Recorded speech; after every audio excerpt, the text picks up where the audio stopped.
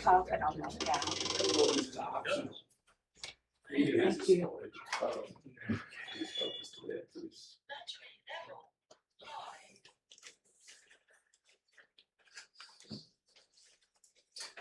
Lord, we give you thanks for another opportunity to be gathered here, Lord, as a governing body, and that you brought out so many of the residents. Pray that you be with this council, Lord, that you give us wisdom, that this meeting be productive, that we do your will, and ultimately also that we do the will of the residents of the town of Fort White. Give you thanks, keep everyone safe. Anyone who's not here, check them on the way here, and everyone who's here, check them on the way home. Amen. Amen. Oh, yeah, we got about that. I call the meeting to order, and we'll begin with the pledge. I Pledge allegiance to the flag of the United States of America and to the republic for which it stands, one nation, under God, indivisible, with liberty and justice for all.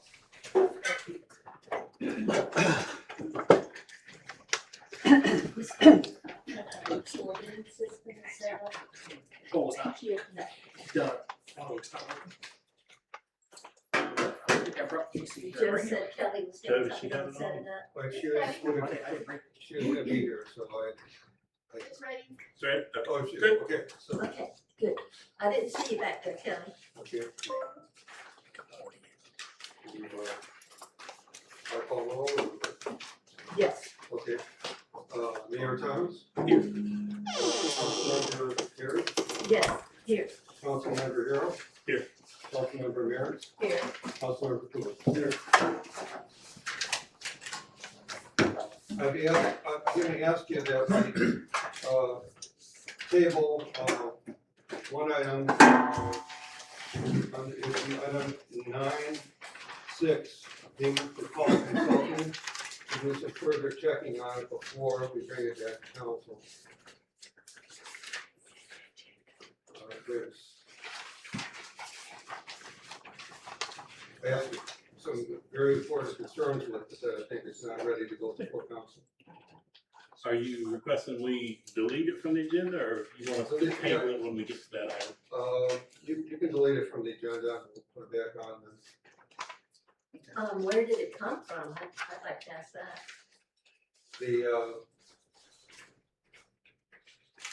We had, Mr. Powell doing some accounting work for us, but the contract that I looked at, doesn't have any evidence of town approval on it.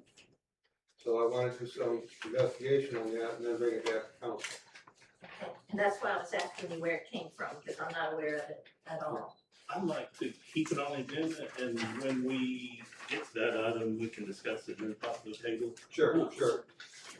Because I had took the time to review it and did some research on it, so I have some questions about it. Sure.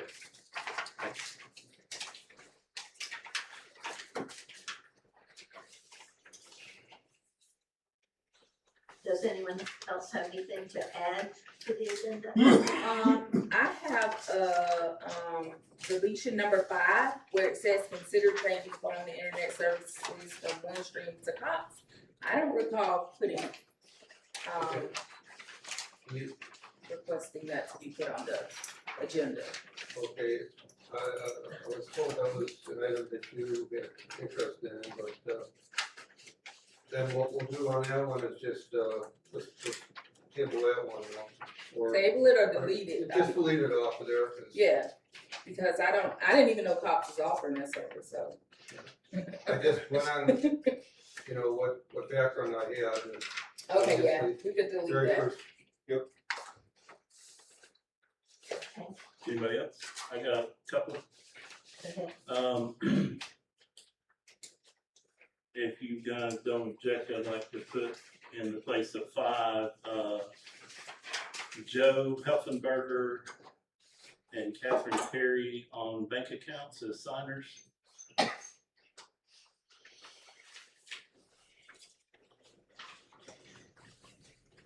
I may currently be on there because of vice mayor thing, I was doing it before. I was just curious as to whether that transferred over when the bank account changed. So, Okay. and then, I'd like to also add designating Catherine Terry as the town representative for the depot historical meeting. We're adding that as number 9, Yes, under item 9. yes.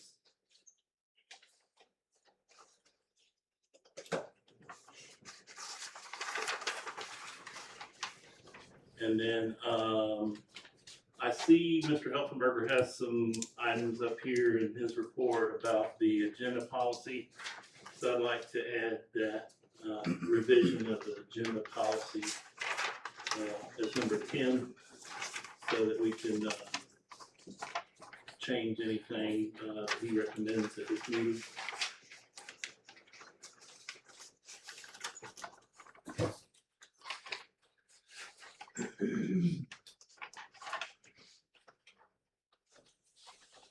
Is that all with you? Yes. Okay, I put on each person's, in front of your chair, a resume for the different attorney, John Manus. He currently does Lake Butler, lacrosse. I think there's another one, I can't think of it right now. He's not here tonight, so he could not be here tonight, because all this is rather quickly, so, if we're swept off our feet with the presenters tonight, it may not be necessary, but if so, I personally think we should hear from at least 2 firms or individuals. So that might warrant waiting for a selection. Number 11 is, or is that part 4? That can be part of 4, actually.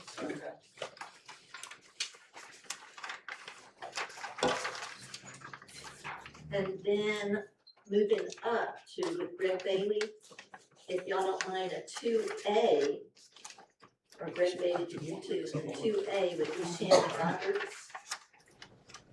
He was gonna give us some information of working with Greg Bailey and how all this sewage water affects us, to keep us informed.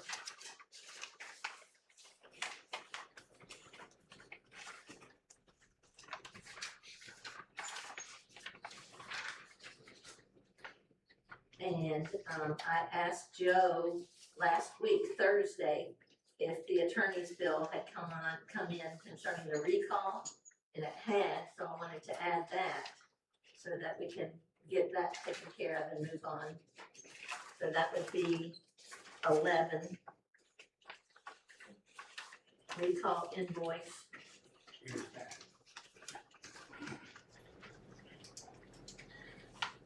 Joe, did you hear back from the attorney on that? No, I did not. I emailed, called multiple times, and no response yet. Concerning,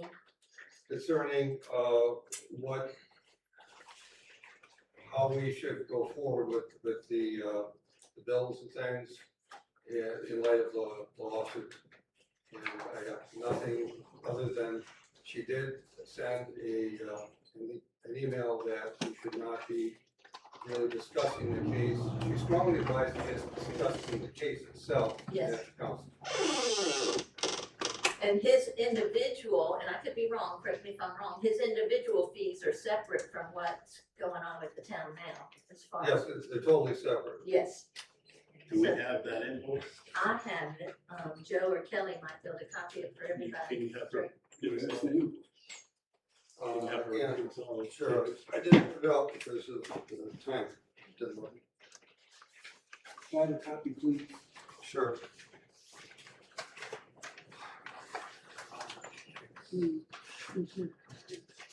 And then some of this, I think, is under Joe's clerk report. He commented about the hours. We had discussed at several other meetings, perhaps changing the hours of town hall to suit It's a surprise. the residents. Perhaps pick some up in the morning and the evenings who can't normally make it here. So I'd like us to discuss that again, and either keep it the way it is or make some changes. So that's 12. I guess, yes.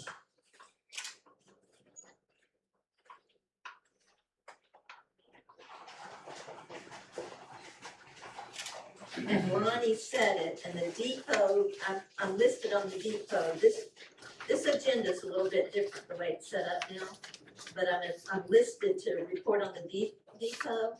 I wanna make sure that we can vote on it if necessary, because here's what I wanna vote on. Can't think of his name. What's the guy's name? The Tallahassee guy? Andrew Weber. Yeah. It's gonna be presented, our depot's gonna be presented for historical recognition on May 7th. And Andrew Weber has said it's not necessary, but it would be helpful if someone were there in person in Tallahassee on that date. And I can be there on that day, that's not, no expense to the town or anybody, I'll just go there to represent. I have that on there. So that's number 9. He said that, I just wanted to clump that with the depot if we needed to make it separate. And I think that that's it.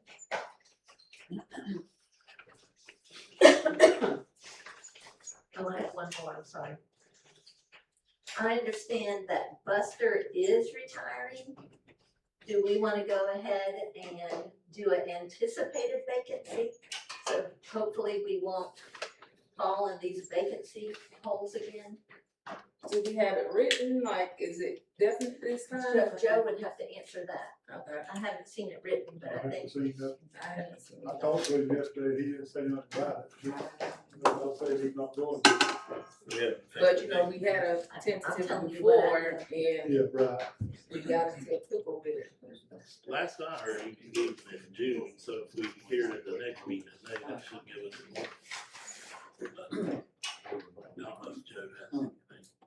I just know in school, if we knew so-and-so was going out for paternity leave or going to a different school, we Do you want to anticipated add, maybe. you want to add that as 13 and not Joe? Yeah, Joe's up to seven. That's a public works director vacancy. anticipated.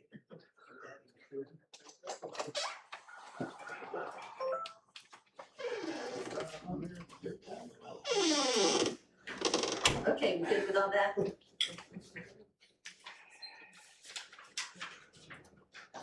Bill, Monica, Mr. Mayor, did y'all have any? No, anything else? long enough. Okay, I'm sorry. Anyone want to make a motion to approve it? If not, I will. I'll make a motion to approve the agenda with these changes. I second. All those in favor say aye. Aye. Opposed? Ooh, I can take it.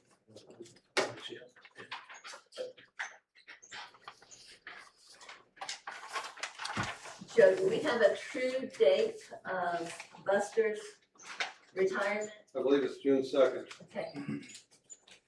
So while you were in the other room, we added him to the agenda or that position for advertising anticipated vacancy. Sure. That's 13. Yes, ma'am.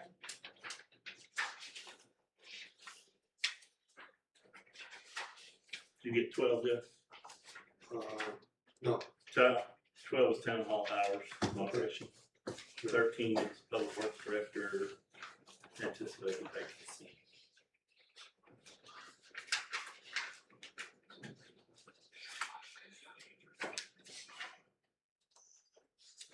Okay, so do we have citizens' comments?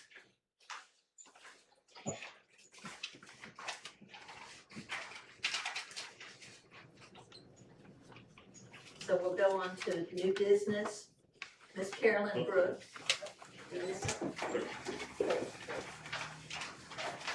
Clerk's report, I'm sorry, I'm looking at that first.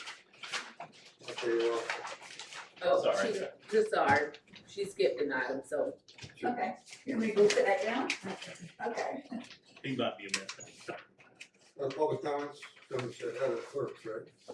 Wait, is she a public comment or is she? No, she No. not. Are you Miss Carolyn Brooks? You might want to have a seat just Yeah, for your I'm own sorry. sake, yeah. Yeah, you might be paying for, we don't know. I just wanted to say that it's been a busy, productive month, and I've learned a lot of the processes so far here. The disbursements, the deposit process, a number of other things, and tried to catch up with as many of the grant projects as we had. We had a meeting, the mayor was at, that we got the timetable for the wastewater treatment plants. We'll get a copy out to everybody. Final completion, January 12th, 2027. Substantial completion, January 7th of 2027.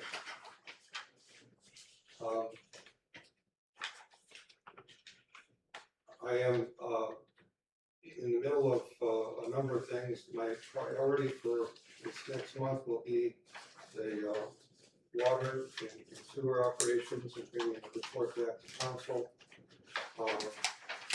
Also, I'm looking at the job descriptions for the, actually there'll be probably 5 positions. There would be the clerk, assistant clerk, and the 3 working positions for the Department of Public Works.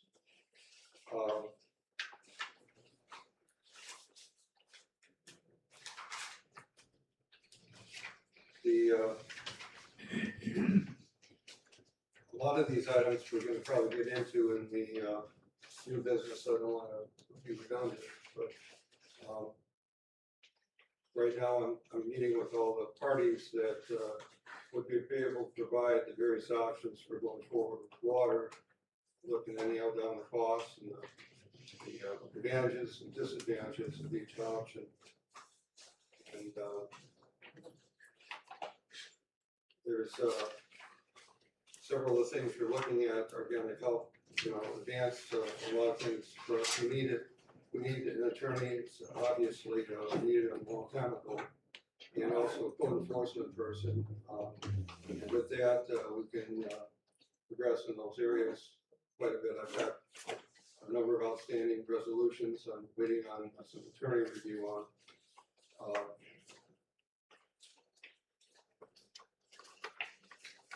By and large, there's just a few more processes I need to get a handle on. And with the grants, I think right now we just got to kind of close out some of the stuff we got, and then look at applying for some additional, especially in the areas of FERDAP and the community block grants. And the projects are going to need some coordination. We have going to meet with the engineers over the next month too and see just how well coordinated our projects are.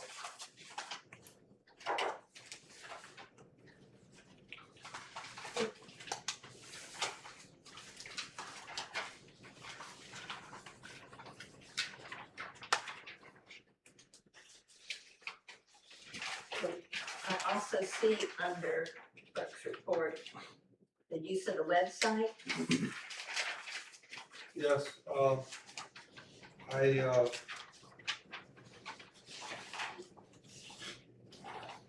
we need to pretty much have it's like be the point person for you for stuff on the website. So if any council members want something on there, or you want to have a concern about anything, or any residents, I need it funneled through me if I'm going to be responsible for it.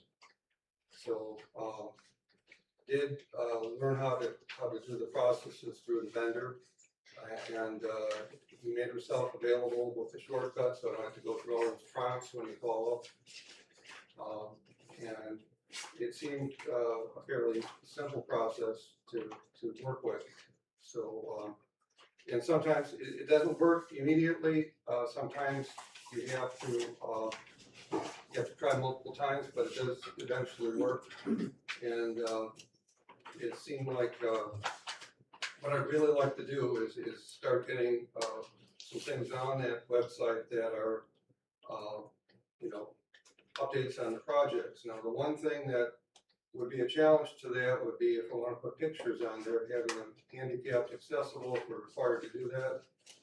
So I have to work with, I believe the county has a good program on how to meet the handicap accessibility, and I'll be working with them and others to figure that out over the next month. County program doesn't work. Well, do you know what communities where it does work? Yeah, this used to work here. I'm sorry. No, Stu, I'll ask you a question. Didn't you help the prior? Yeah, before the federal government's involved, I'm sorry. Me too. Tell us who you are, please. I will, yes, ma'am. Thank you very much, Madam Presiding Officer Stu Loper. I'm a resident and taxpayer of Columbia County and help support the town of Fort Wayne, I'm also the publisher of the Columbia County Observer. The federal government came out with new accessibility rules with WAG 2.2. And then they changed it, I just found out today, I looked at it on Sunday, and apparently they changed it again on Monday. I would thank Mr. Harris sent that along to me, and they changed when these rules go into effect, so everybody gets more time. Of course, that doesn't inhibit the town from making this stuff handicapped accessible for people that can't have problems seeing or hearing. And I used to do this for the town, and they finally learned how to do it. I never told anybody, I just did it. They would email in documents, and I would make them so they were screen readable. And that was pretty good for about 90% of all the documents that the town got. So that's not really hard to do right now. And anybody that has accessibility problems, if those things are made screen readable, so it reads like the newspaper, they read the newspaper to you, they read the type, and the computer does it. That's not hard to do. All the latest regulations you don't have to do right now, but I really believe the town should make this accessible for the people that need it accessible. The county, there's the county back there, Mr. David Kraus, the county manager, for months, since the new planning guy has been with the county, none of those things are handicap accessible, and the problem is, nobody knew about it. Of course, somebody checked, they might have knew about it, I knew about it. And I mentioned it and it got forgotten about. So you guys can do this yourselves for now. The county program does not work, as I was told today or recently, that it's supposed to be automatic, but it's not. So it's not hard to do, and I'd be happy to show the town manager how to do it, if that would be helpful to the town, so that people that need that help can do it. And that's an update on what's going on. Everybody's got to do it now. If you're in the government, special districts, there's a break for communities under 50,000 and over 50,000. And just as a point of interest, the Columbia County School District, nothing on their agenda is handicapped accessible. Kind of embarrassing, but that's what it is. So that's my update. Okay, we would appreciate your help. Okay, thank you. So y'all could arrange a time to do that? Sure. Good. So, Joe mentioned the use of the website. I agree with Joe's, statement that he should have the authority to, approve all content going on the town's website, so, I'd like to hear the council's thoughts on that. I think that in the past, there's been some issues with content show up on the town website and nobody knew who put it there, how it got there, who approved it. And, so I think the council should, go ahead and concur that Joe is the authority on town website content. I agree. Do we need to make a motion for that? Well, I don't know if this is in the proper point of the meeting for that, but I think we could all concur that Joe should approve all website content. I think it should be a part of his job description, isn't it? I mean, I have a problem with it, I have no do it. Absolutely. So, I think it's pretty much common sense that if he's the clerk, that he operates the website, that's my understanding. I mean, that's just what I think. I agree. Okay, you I agree. You want?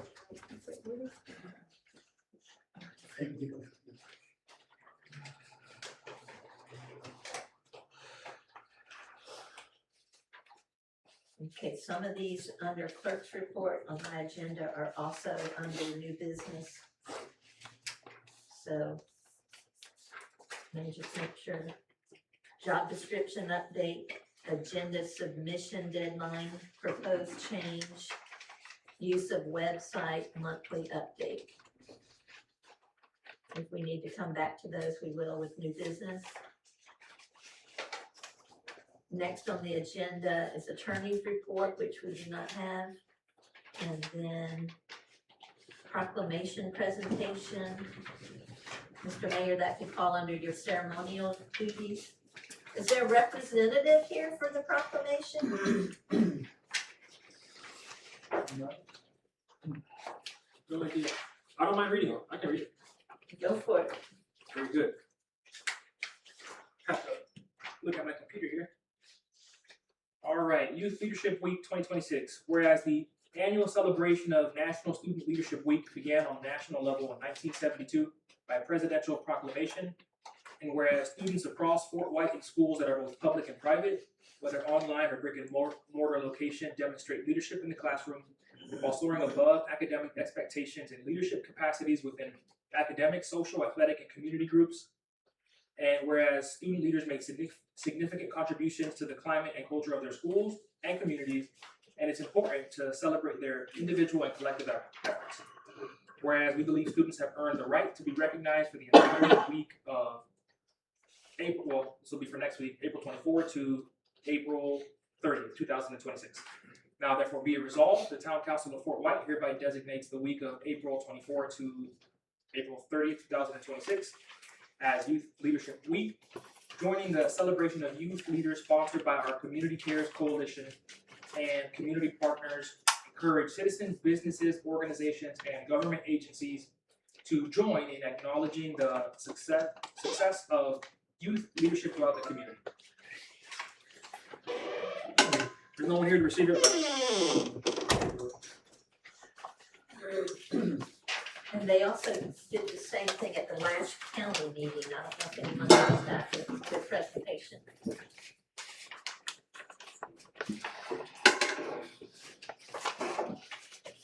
Okay, item 7 on here is mayor, councilor reports.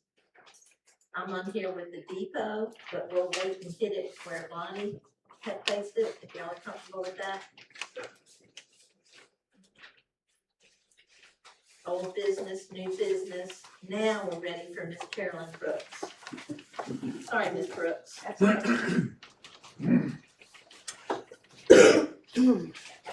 First off, I thank y'all for hearing me, and good evening. I'm Carol Patton Brooks, and my sister Wanda Patton Walden.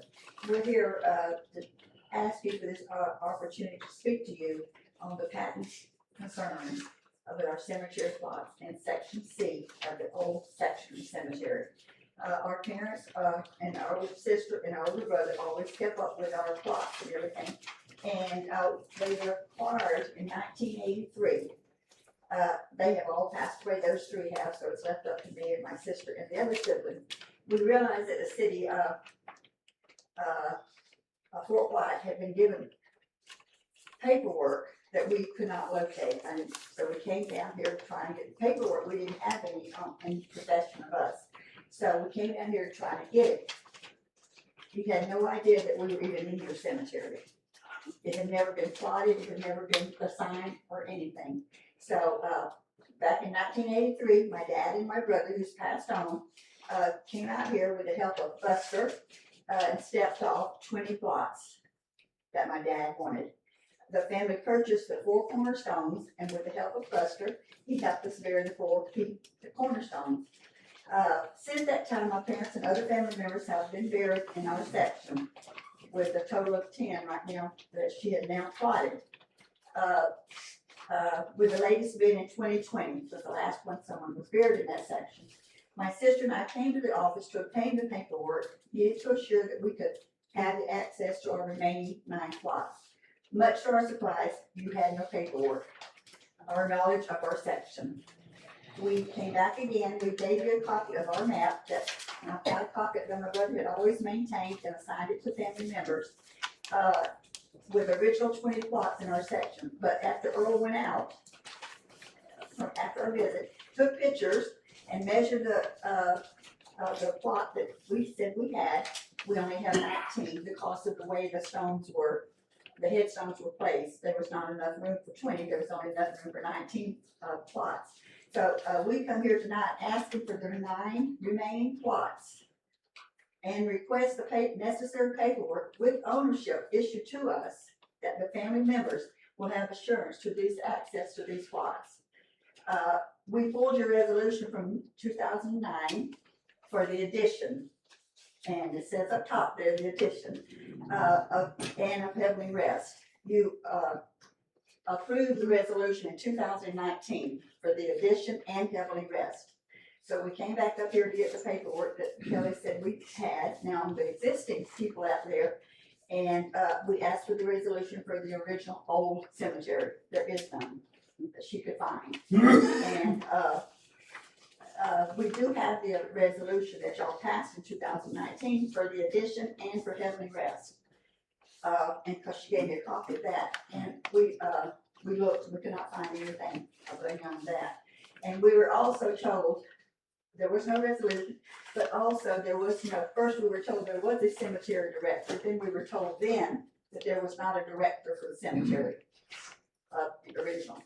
We're asking for the necessary ownership, paperwork for the remaining 9 plots inside, which we did not have this information when Kelly gave it to us. Y'all went out and plotted, you're now in section C, by the way, and then she plotted, or Earl plotted the sections that were, there were headstones.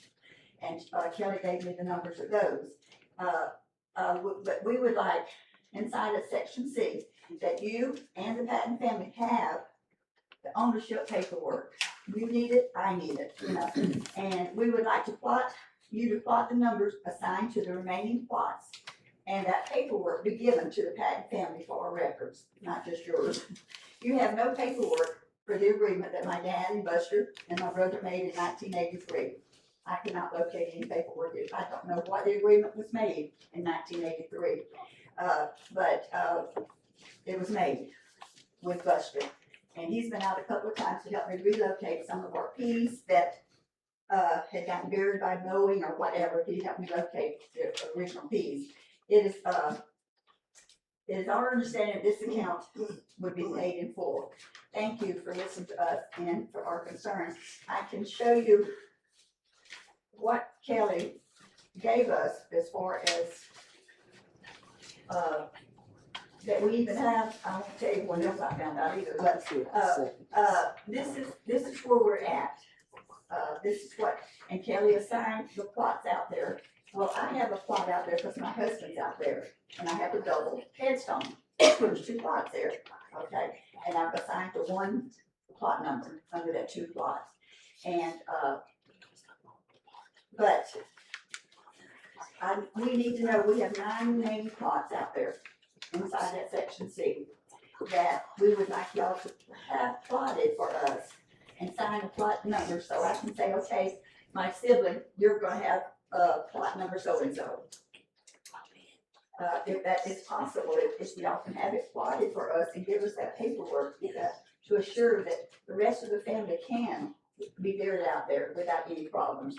We didn't know there was a problem when we first came here. We just kind of did paperwork because of some of the rumors we had heard out here to get the paperwork that we needed. Because I looked in my safe and there was nothing.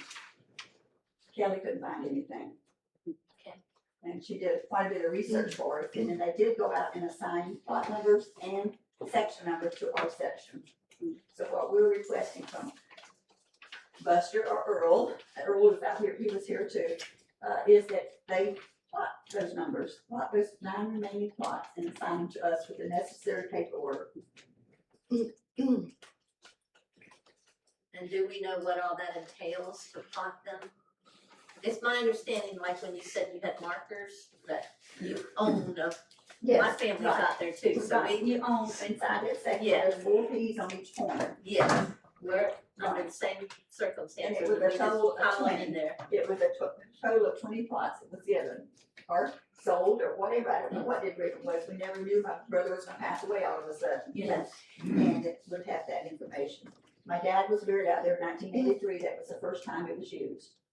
And then the last time we used it's 2020. Yes, but it's clearly marked with your, Please. Yeah.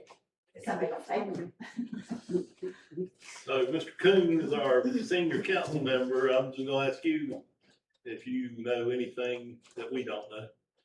And I don't remember what year we did it, but we decided that all cemeteries are the same.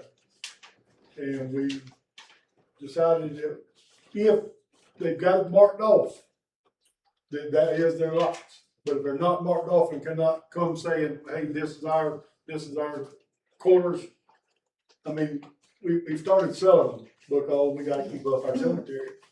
I mean, there's no way to keep up our cemetery the way we done it in 83. We gave them for years. And was it Heavenly, we started, I don't remember what year this was. We've got an ordinance. But 2009, I believe, is when you opened in the addition. yes, ma'am, but way after that, because I haven't been on the board near that long. We decided that everything's gonna be the same, we gotta sell it. But the ones that can prove, the old cemetery's been a big problem because there is no records. There was not. We've had it plotted. It's the whole cemetery now been plotted. And we stated in the meetings then, and there's gotta be a resolution somewhere, that if they could prove, like if they're marked out like hers is, she's saying the corners are, that we will allow that, but anybody else that they're not marked, they will be for sale. I understand what you're saying, and I agree with what you're saying, and I believe what you're saying, because again, our family, and I know zillions of families from Fort White that have those markers out there. So I personally think we should grant it to her, and. Is there any reason those unused plots, we only have 9 left, cannot be plotted and numbered like she did the ones here? Can they be assigned numbers? But you said it was plotted. Yeah. But You said they're they're plotted. marked out. The cemetery is plotted. We've got a map, we've got a big map of it, it's not showing, Oh, ours was the ones that Kelly just gave me, that she said they went out and plotted ours, and she well, told me with the I numbers. mean, I they don't know. might, I'm not arguing, but they had to be plotted by a surveyor, they can't be plotted by. I had a survey. Yeah, we had a survey, and I would like for us to check our records and survey and to make sure we're doing it right, Right, because that's all we got to go by is the new survey we got. and what happens when you plot something? Do you sign it a number? It will be, yes, ma'am, I think every one of them is assigned a number or a name, well, that can't be a name, it's gotta be a number. Number, that's it. The sections and numbers, Right, so, she got us the sections where there were headstones, she got us the numbers for those. But she said the other ones haven't been numbered.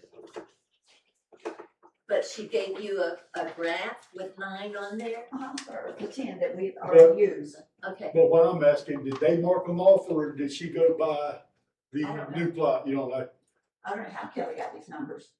Kelly, you know, I used the map, the new map, master map, yes, and it's got the numbers on yes. it, okay? Well, Does it have the one that was unused in our section? It doesn't say, it doesn't have the numbers for the unused ones. they're not numbered, but they're plotted out. Yes. And that's what we're requesting, is that it be plotted and assigned to us with the necessary paperwork. So you said that when Buster went out there, he found all of your original corner markers. Okay. I think we ought to table it and do a little research, because I wanna do the right thing. I want to do the right thing too, I mean, yes, but we do need to make sure we're right, we don't want to do something. But there's nothing in minutes, what you just told us, that, you said from here on out, if you got your Ps or you got your whatever in that section, it's ours. Right. So how do I don't have a paperwork saying it's ours. well, we've got to figure out the correct way to do the paperwork, whether it be through am I saying this right, through a surveyor or The surveyor's done it, it's done now. But can we contact the surveyor to where's the record of these plots? Well, Kelly's got it, she has it, there's no number. We have it now. I think the ownership comes, what she's requesting is the ownership. After we identify this and that, you know, these are their plots, then we have to give them a certificate of ownership to prove that. So that's something that the town has to do. And I think I agree with Mr. Harold that we table it, let Joe look into it and make sure that everything is in order, that it lines up with the survey and the plot, cause we just can't have Buster and Earl and going out there stepping off plots. So it's been surveyed for a reason, so we need to go by the survey and make sure everything is in line, and if they're plots, and we need to come up with a certificate of ownership, which I don't think anybody in Fort White has a certificate of ownership, because like my family doesn't. We don't. So I do that's something believe the that we ones need to that are, consider. excuse me, the ones that are buried out there, I was given ownership for them, but you're not gonna do the same, you No. know. Right. I know you need that. But for the remaining and the purchase plots, I don't think we received a certificate of ownership, we just paid and it's supposed to be on record somewhere. But that is something that we need to look into, is issuing a certificate of ownership, because we have people being buried in other people's places and just showing up. So it is something, so I think, I agree with Lonnie, table it, and I think this is something that we should implement across the board with the certificate of ownership, so we don't run into this again. But I think, am I hearing you say that section C belongs to the town? Is that it? Section C belongs to the town. We're gonna table it and do the correct research, and then, but I think from what you're presenting, sounds like it belongs to you all, but we just have to do it in the correct manner. Right, okay. We will get you what you need, it's just gonna take us a little bit. That's okay. Okay, we wanna make sure we do it right. I hope There's I'm some not that's been gonna wrong, that way. there's some that's been wrong out there, and in some cemetery too. But we will get it. Because I don't wanna be the next one to get buried out there. We're all getting older. Ms. Cook, did you have something you No, wanted to I was say? just gonna say that none of us back then got a Let's paper not, of ownership. No, I agree. And so it's just your corner markers is your title. ownership. If you'd like to add something, come forward, please. Well, he asked me from here, not like I had to get Well, one. I'm, I'm not getting up. She's done. Okay. so ma'am, thank you. And you'll let us know when y'all are. Yes, ma'am. Yes, ma'am. Yes, ma'am. Kelly's got all of our information. Okay, thank you. Thank you, sir. Good luck. I move that we, table this item, do a little research before we make a decision. I second. All those in favor of tabling You it? ain't in trouble. Wait a minute, if we're tabling it, we've got to bring it up in the next meeting. Right. So if they don't remind us, so we'll make some progress. Okay. Okay, here we go, Mr. Bailey. You should see a lot of activity going on down here now, see a lot of equipment in town. Contractor on the collection system is working with the, he started with all the lift stations. So over here, there's got a big pile of mounted dirt that's been set at the station over here by the subway, most recently. So that part's going on. The wastewater plant guy has got his, area cordoned off now, secured, and he's gonna start clearing on that. That may have started this week, but he's gonna start shortly on clearing for the wastewater plant site. Something was mentioned earlier about coordination. We are working with the contractors, because you do have Elon Street, there's a DOT grant that you got for resurfacing. So we're gonna make sure we get any work over there done before that gets finished. We anticipate having the construction plans for Uline complete probably by middle of summer. So we've got the bid as soon as the utility contractors out of that area working. Cause we don't want to be cutting up a brand new road. So, that's all I have for you guys, for me. Go ahead. So I have a couple questions, with the sewage plant, is he gonna have to have a change order or anything, There probably might be some stuff, like I know we've run into, what we're going into this week, is we've had some issues. The sewer part is gravity, so it has to be on a set line of grade. Water lines, pressure lines, force mains, you can go up and down with that. our gravity, one of our gravity lines is conflicting with one of the water lines that we still out there. So there are gonna be some change orders that occur here and there to make sure that type of work, what we're doing out there. And all those will come for the council. They'll come for the council, yes, sir. And so, with that being said, I walked in on a meeting and me and Joe had stepped in the office and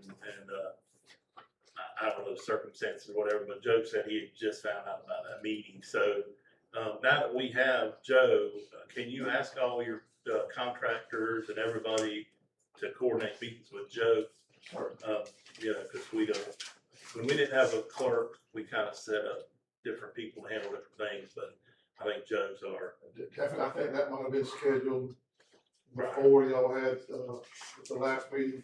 Right. But I will make sure, that I got 2 engineers that remain working on this besides myself, so I'll make sure they're aware Right. to do that. They have been working with Kelly a lot on this, but Right. they'll know that Joe's the only person. And so who is like the CEI of the 2 projects going on right now? Because last night I drove down Ellis and I got the stop sign and I started going across the intersection and there's a big hole in the road. There wasn't one sign, barricade, cone, anything, nothing saying the road was closed. And I pulled all the way up and it's all the way across the road where they buried one of the black things. So, I mean, it's my understanding that the CEI would do the maintenance of traffic and, you know, even doing inspections on the work. The town does not have, it's not part of our contract. We're filling in to help the town. And that point, we don't have full time down here. If we run into any issues, we're trying to get those addressed as quickly as possible, but, that was not part of our contract is doing that. But we are trying to meet that, but, you know, we have limited funds which to do that with, so. I mean, should we have a project manager? I mean, should the town hire a project manager? I mean, what's your thoughts on that? Cause I mean, I could have drove off in that. Yeah, The well, whole truck would have fit in that one. Yeah. If you observe anything, you got my cell number, I think all you do, call me immediately, let me know. But we're trying to send a person here, morning and in the afternoon, we're not here full time, like I said, so, you know, when you're doing it that way, you know, if you pay for full-time CEI, you can observe a lot more, but Oh, we're yeah. doing it on occasional or interim type basis, and, sometimes, you know, stuff can, you don't want it to, but contractors get kind of loose sometimes. Oh, yeah. Well, I mean, you know, If we're you not gotta meeting expect with what you expect, so. it. And when you leave, go this way and go down in front of Maggie's place, and when you get to the stop sign, take a look to the left and everything. Okay. I didn't see anything on the way to the meeting today either, so that's.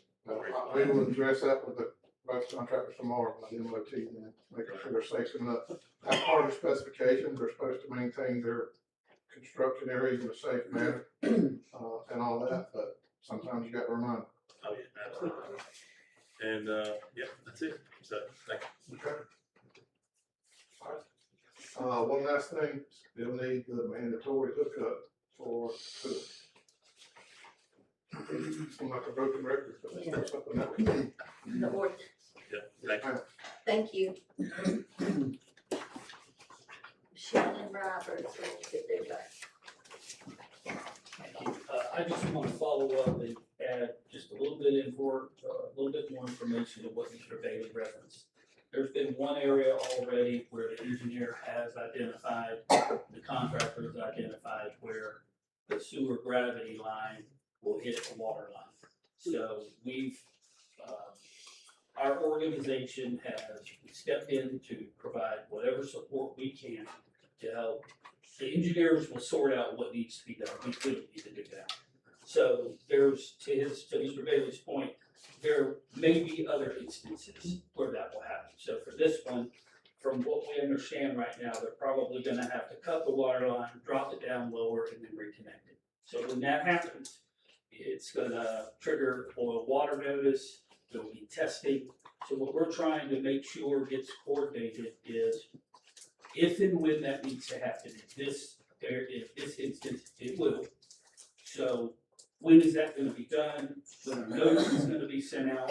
So what we're gonna do is continue to work with Mr. Bailey's staff and the contractor that's doing the work to identify these things. And Joe doesn't know this yet, but internally at the utility authority, we wanna map those things out, give him a list, and then provide him with that information so he knows the details that we know of those. So we're gonna continue to do that as it comes up. So, it's not uncommon. I mean, this is what it is. To Mr. Bailey's point, those sewer lines have to follow a path because the gravity is what makes everything move.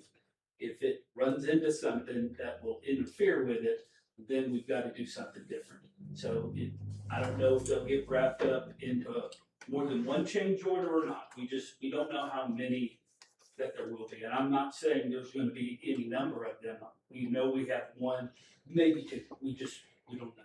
So we'll figure that out. We'll make sure that we're working to keep you informed, work with the engineers and the contractors on stay on top of it. Yes, sir.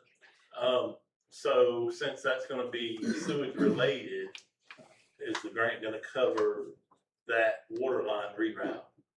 Yes. I would imagine. Yes. Thank you. Thank you. I have a question, and it's nothing related to that, but I was gonna hold it for council comments, but, you may be gone by then. So I noticed on the county's website that there is an announcement on there that says that the town of Fort White and Columbia County Utility Advisory is looking for, Columbia County, Columbia County and town of Fort White are looking for volunteers to serve on the Utility Advisory Committee. What is that? I don't know, maybe Mr. Kraus might be able to provide some information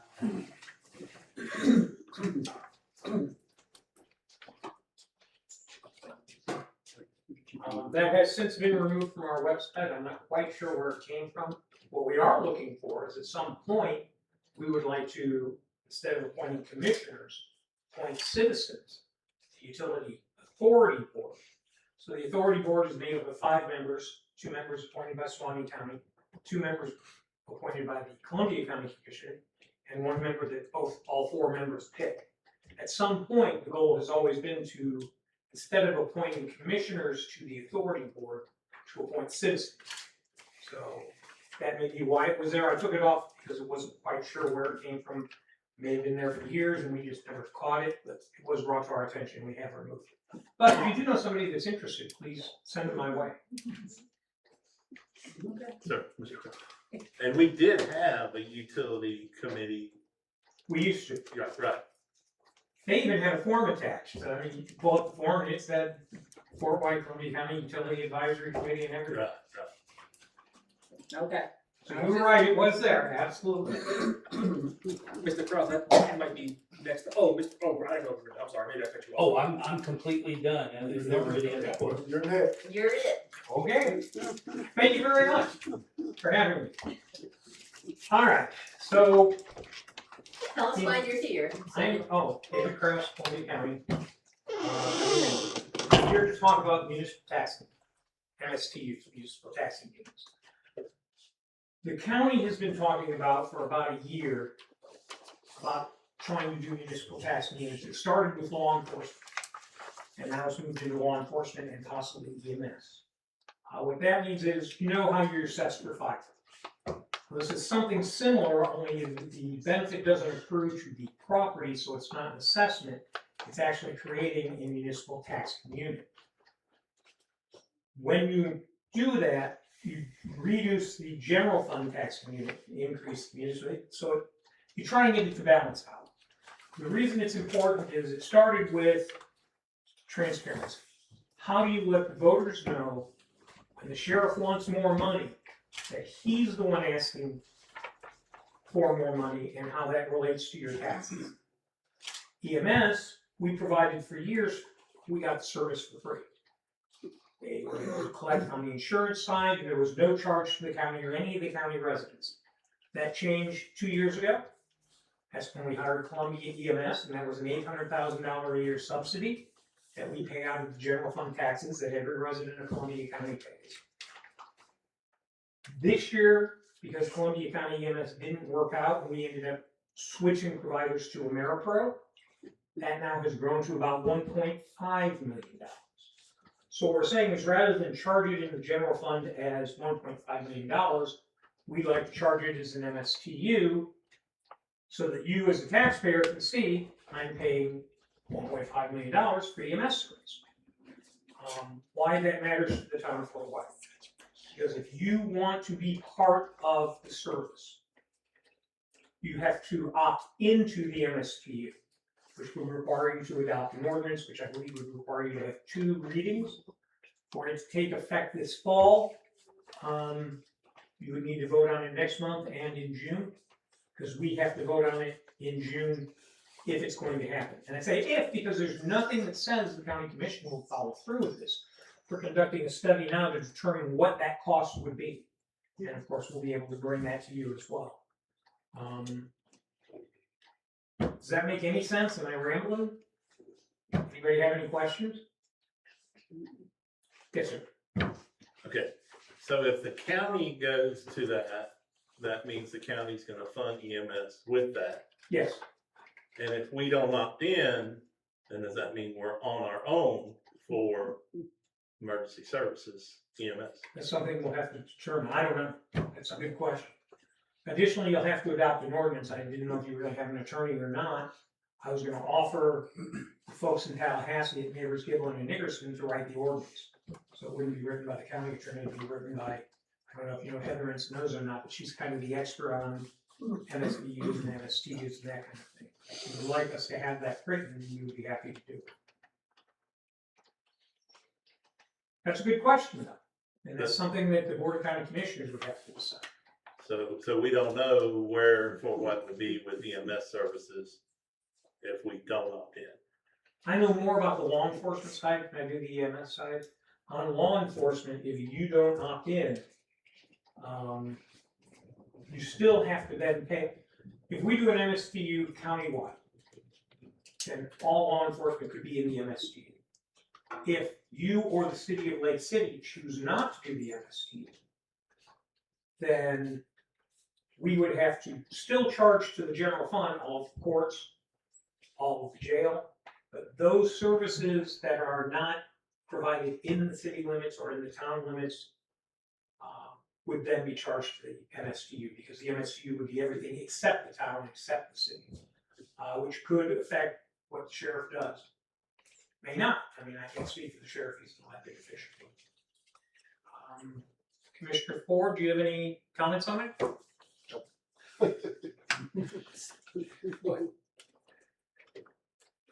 I would just say it's no cost to the town.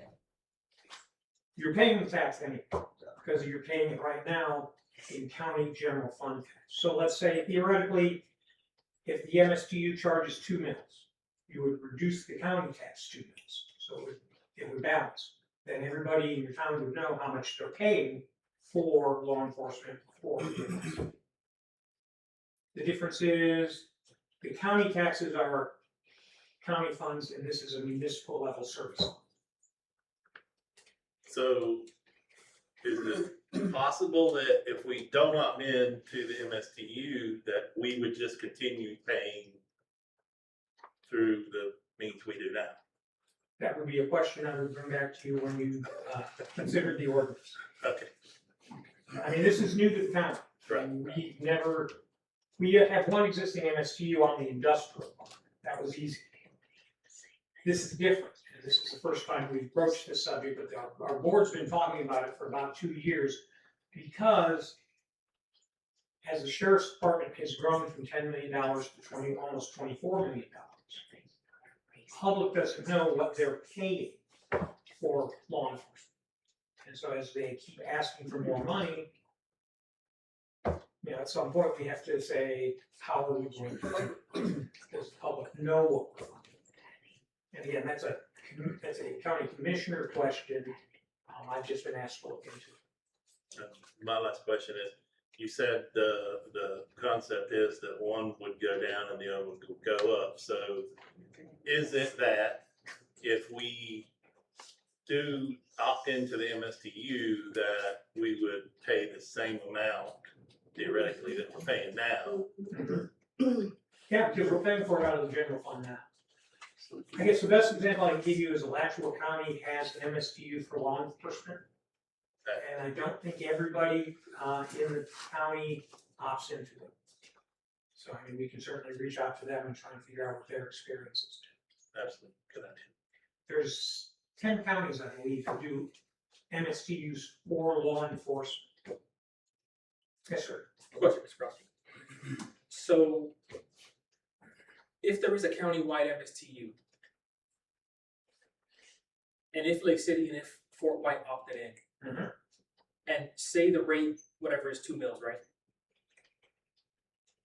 Would the rate vary by region? Like, would the unincorporated area of Columbia County have a different millage rate for sheriff services than Lake City, than Fort White? Or is it? It would be So it's universal.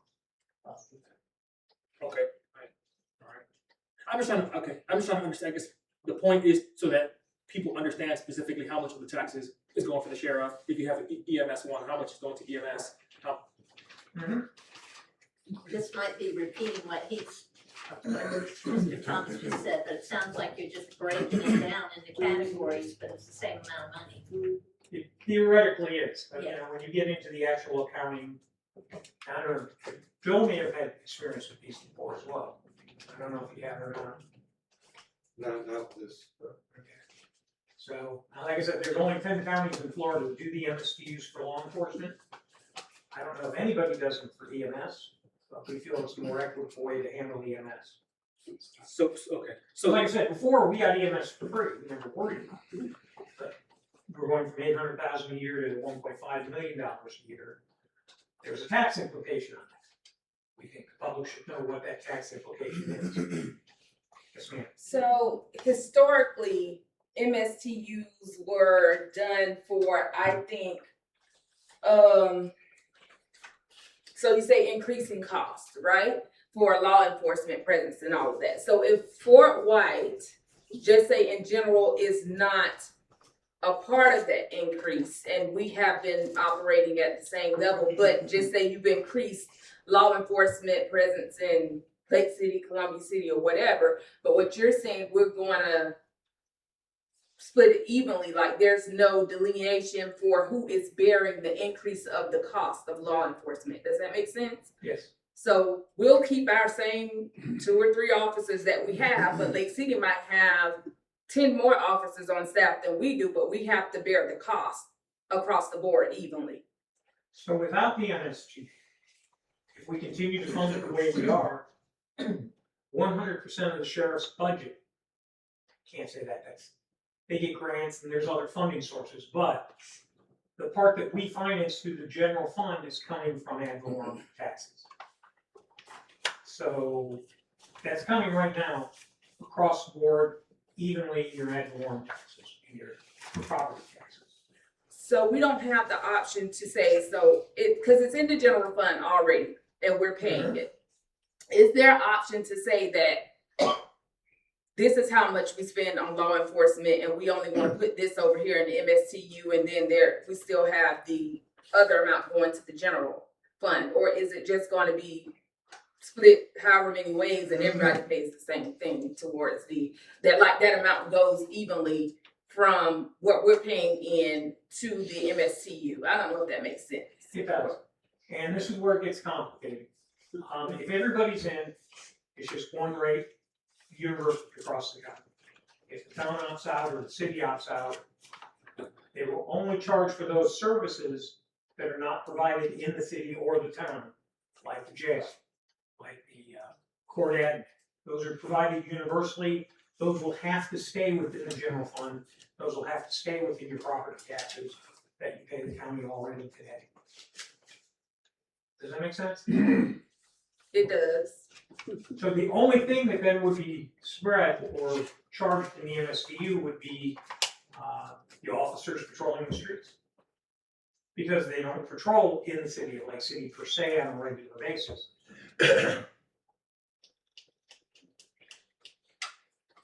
because Lake City has their own police department. Yes, sir. Is it also possible to have like a contract for services where you kind of spell out what the service terms are more? And you have a little bit more of a handle on, it's not gonna exceed this amount unless we negotiate further. So that would, is on the law enforcement side, be between you and the sheriff. Because we don't actually provide law enforcement, we fund law enforcement. So every year, the sheriff on the 1st of June will give us his budget.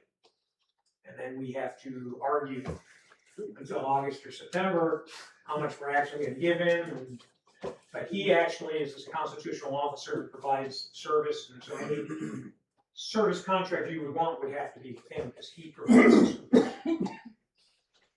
I have a question. Yes, sir. So does the county still approve the sheriff's budget? Yes, sir. The county still approves it. Is it okay if I answer? Okay. Yes, sir. Absolutely. So what is the purpose then? So if you're gonna collect $25 million to fund the sheriff's department, you're gonna reduce the millage for that $25 million amount? Is that how that's gonna work? And then what goes into the MSTU, you're gonna tax everybody for that amount, for the 25 million, and you're gonna reduce the millage, 25 million? Is that how it works? The purpose that the board wanted to do with this is to make it more transparent to the taxpayer how much they're paying for law enforcement. Madam Chair, the budget,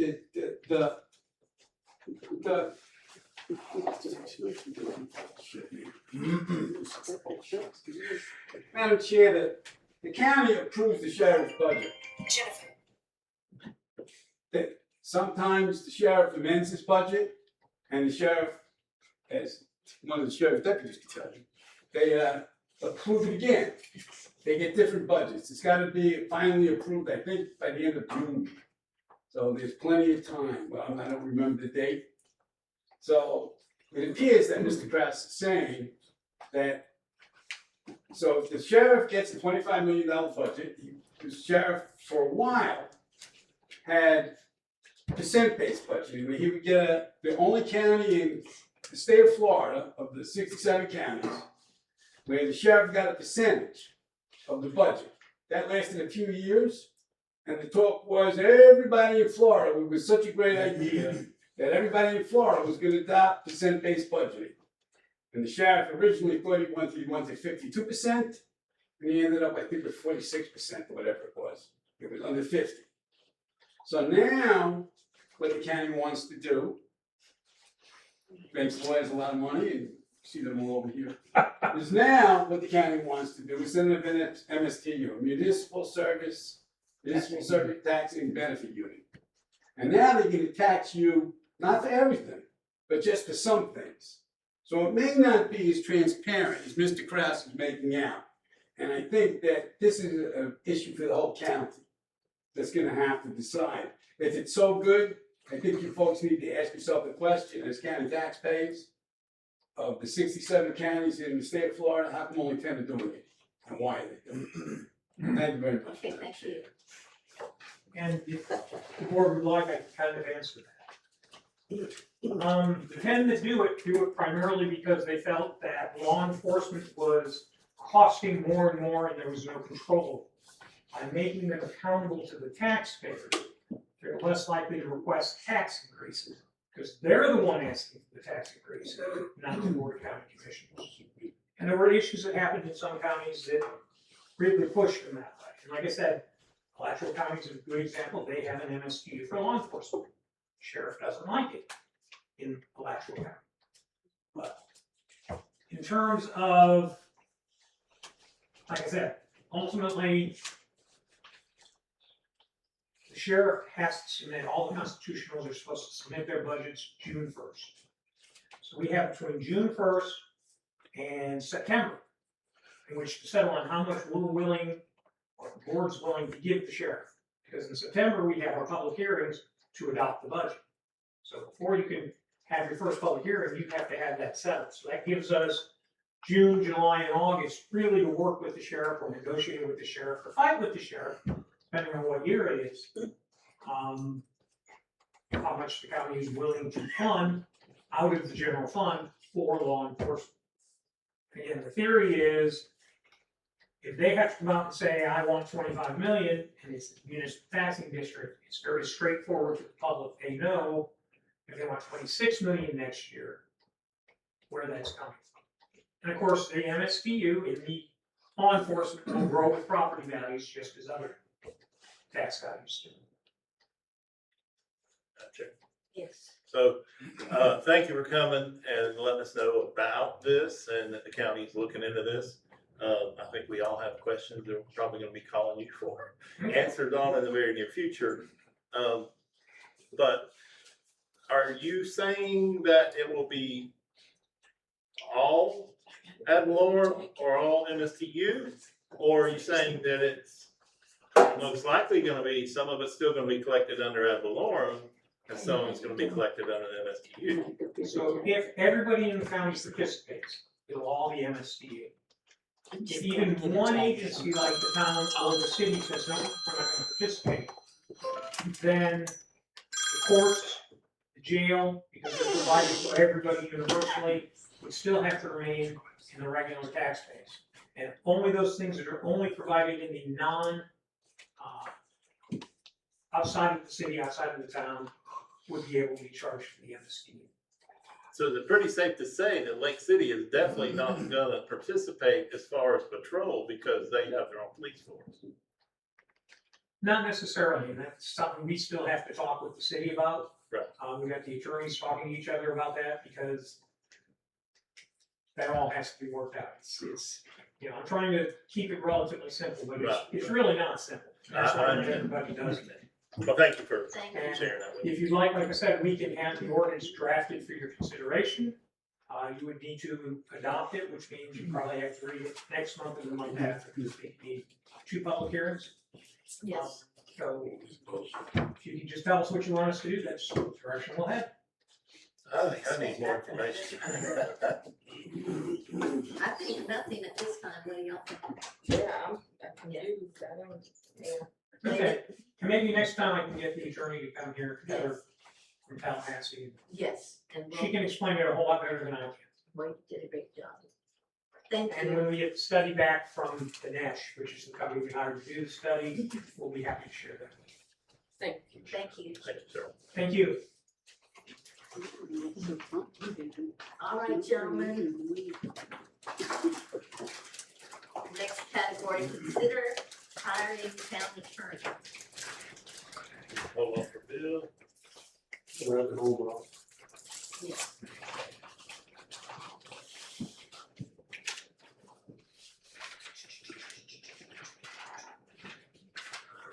Could have got a couple more minutes out of Bill on David.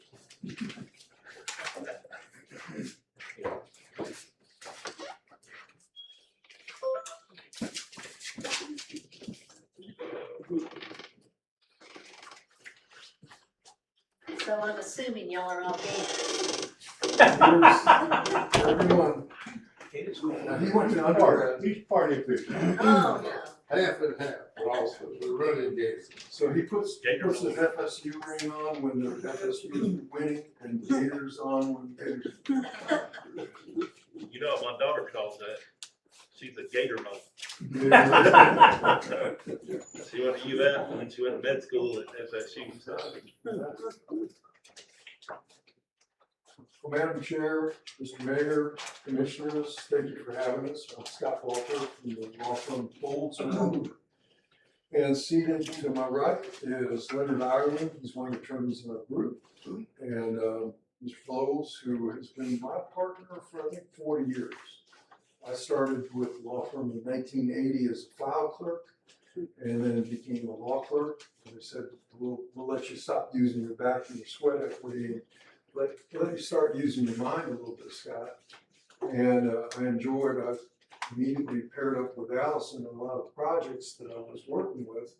And I thought to myself, well, this is kind of fun to practice for law. And one of the things he said was, I'd like you to come to a city commission meeting with me. And I said, what in the world was that? And I was a first year law student. And I found that I really enjoyed that a lot, government closest to the people.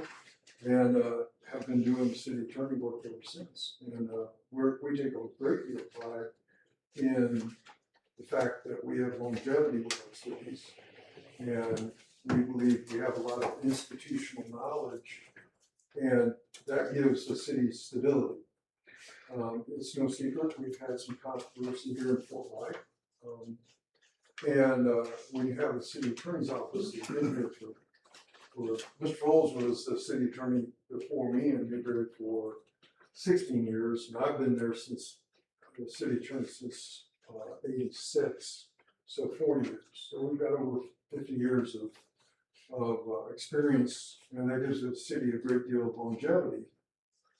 And a city that has an opportunity to decide whether to be in an MSD unit, not to be in an MSD unit. Well, the things that Mr. Kraus was saying, I don't disagree with anything that was said there, but it's a pretty significant determination that you need to make. Neighbors Giblin is the law firm that we use to do impact fee studies. Heather Epinosa is absolutely excellent with all of that. I use Mark Mustard on Neighbors Giblin to do bond financing. So we're very familiar with Neighbors Giblin firm. But it's a determination that you need to make with what is in the best interest of the city of Fort White. I have one city that contracts, as Mr. Herberger has. I've worked with Joe before and as the city manager in other cities. And you can contract with the sheriff directly. That is something that is allowable to do. And that contract is going up for that city over time, but the city has gotten contractually things back for them. We have at least one officer in the jurisdiction at all times. And we also have crossing guards that are provided. And so there's a lot of contractual things that you can do by doing a straight up agreement with the sheriff, but that's exactly right.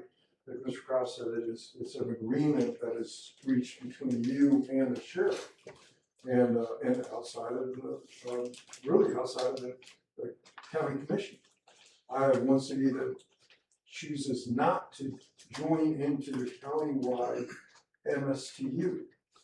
They're a financially stressed city right now. They just don't have the funds. The sheriff has countywide jurisdiction, so if there's something that happens in Fort White, the sheriff is going to be there because that's just what the sheriff does. But and the sheriff in Letcher County says, I'm going to cover that city right now, and eventually we may be in a direct contract arrangement, as Mr. Helfenberger said. Maybe we'll join the MSTU. What do we get for that? Does that benefit? Are we all working together? Do we have all the knowledge? And is it the best thing for the city of Fort White? Those are complex issues. And it's going to be very difficult for you to make that decision in the space of 30 days. May 18th, I think I heard, was the next city commission meeting. That's a lot of information, a lot of work, and that's going to be a challenge for you, no doubt. But I didn't want to make this all about MSTU, but it was one of the subjects that you're talking about. Again, the city of Fort White is not alone with cemetery issues. Every city I've had has cemetery issues, and where these plots have been deeded. And when we say deed, usually it's a certificate of ownership. It says cemetery deed, but it's a use agreement. There's not an actual transfer of the real estate to that person. It's a use agreement, but it's something that is not simply a Fort White problem. It's something that all cities have as problems. So, and it is surmountable. You know, I'm certain Mr. Helfenberger is going to have somebody on it, getting all the records and the surveys and all that sort of thing, getting it organized and getting those records together. And it's one of those things that we'll work with his office should you choose to have us on board and develop the form that you will have that will be the deed of ownership and certificate of use. But and so you can track it. The person that is in the family buying it can track it. We can track it.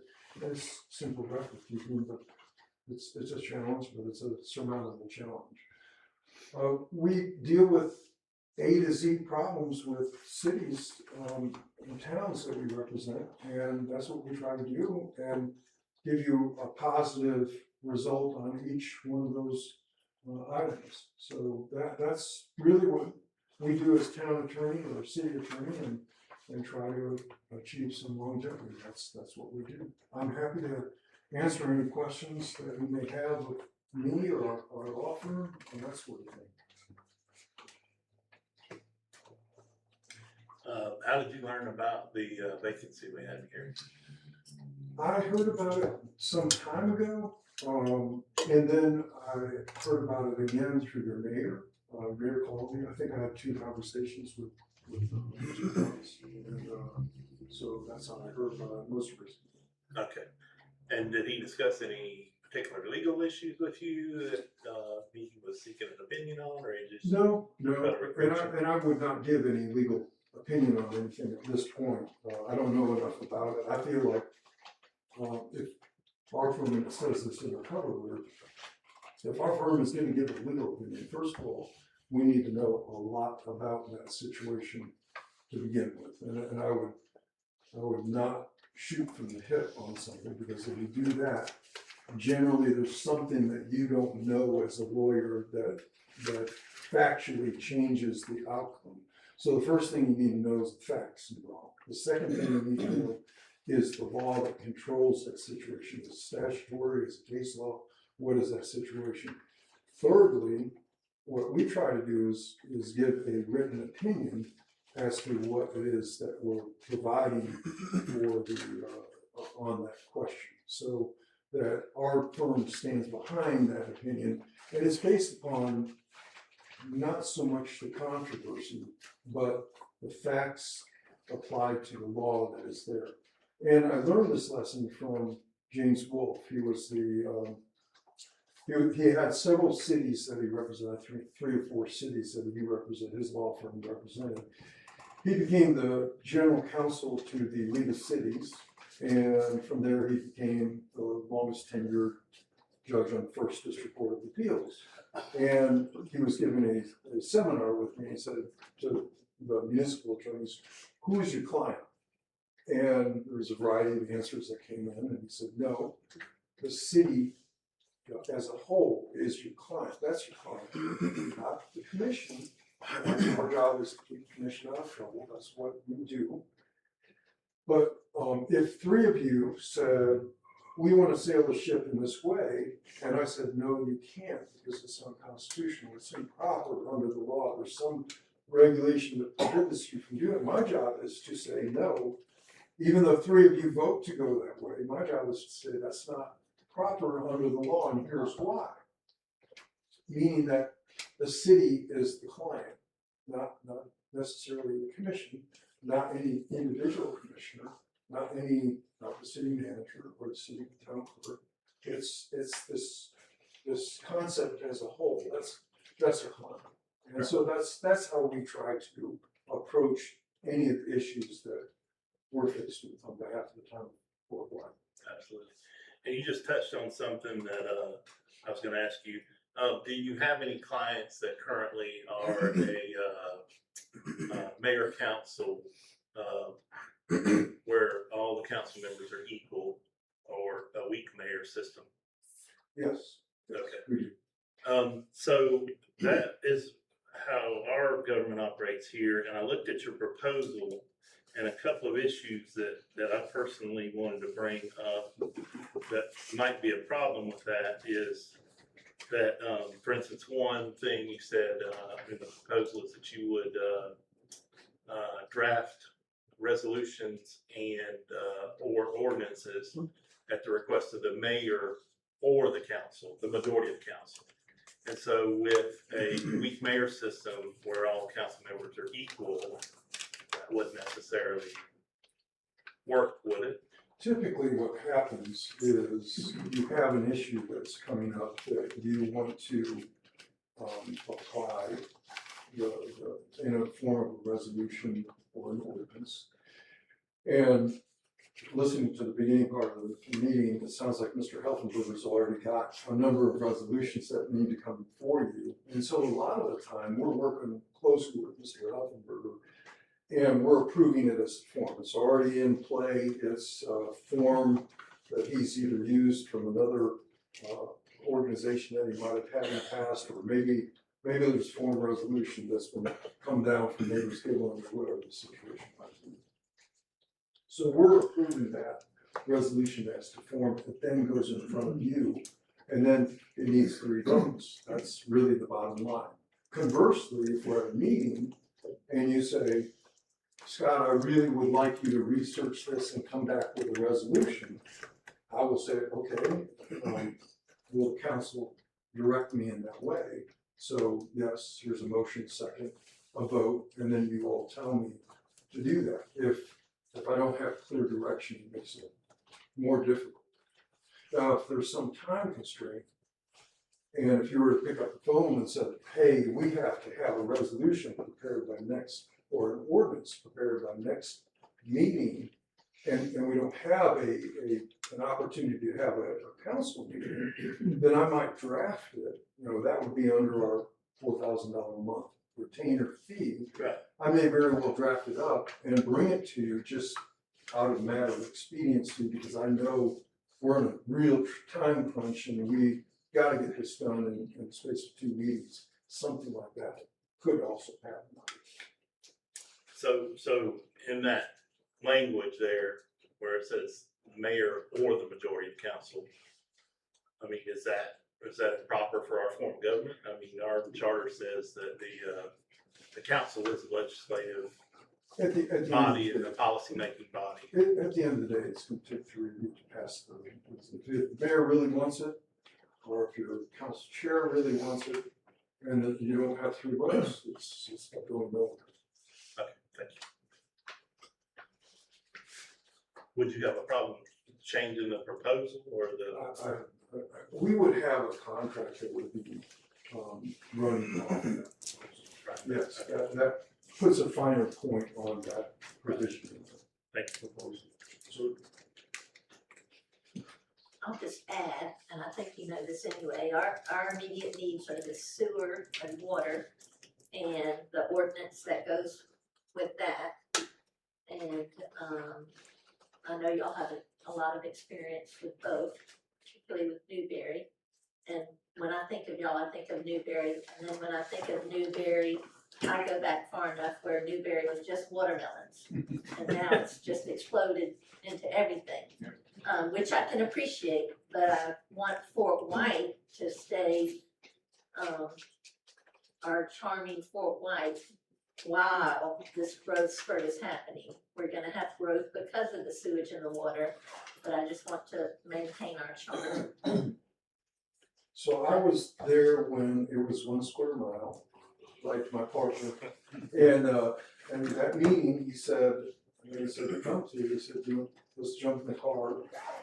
We did, and it was half hour. Newberry Road was 2-lane.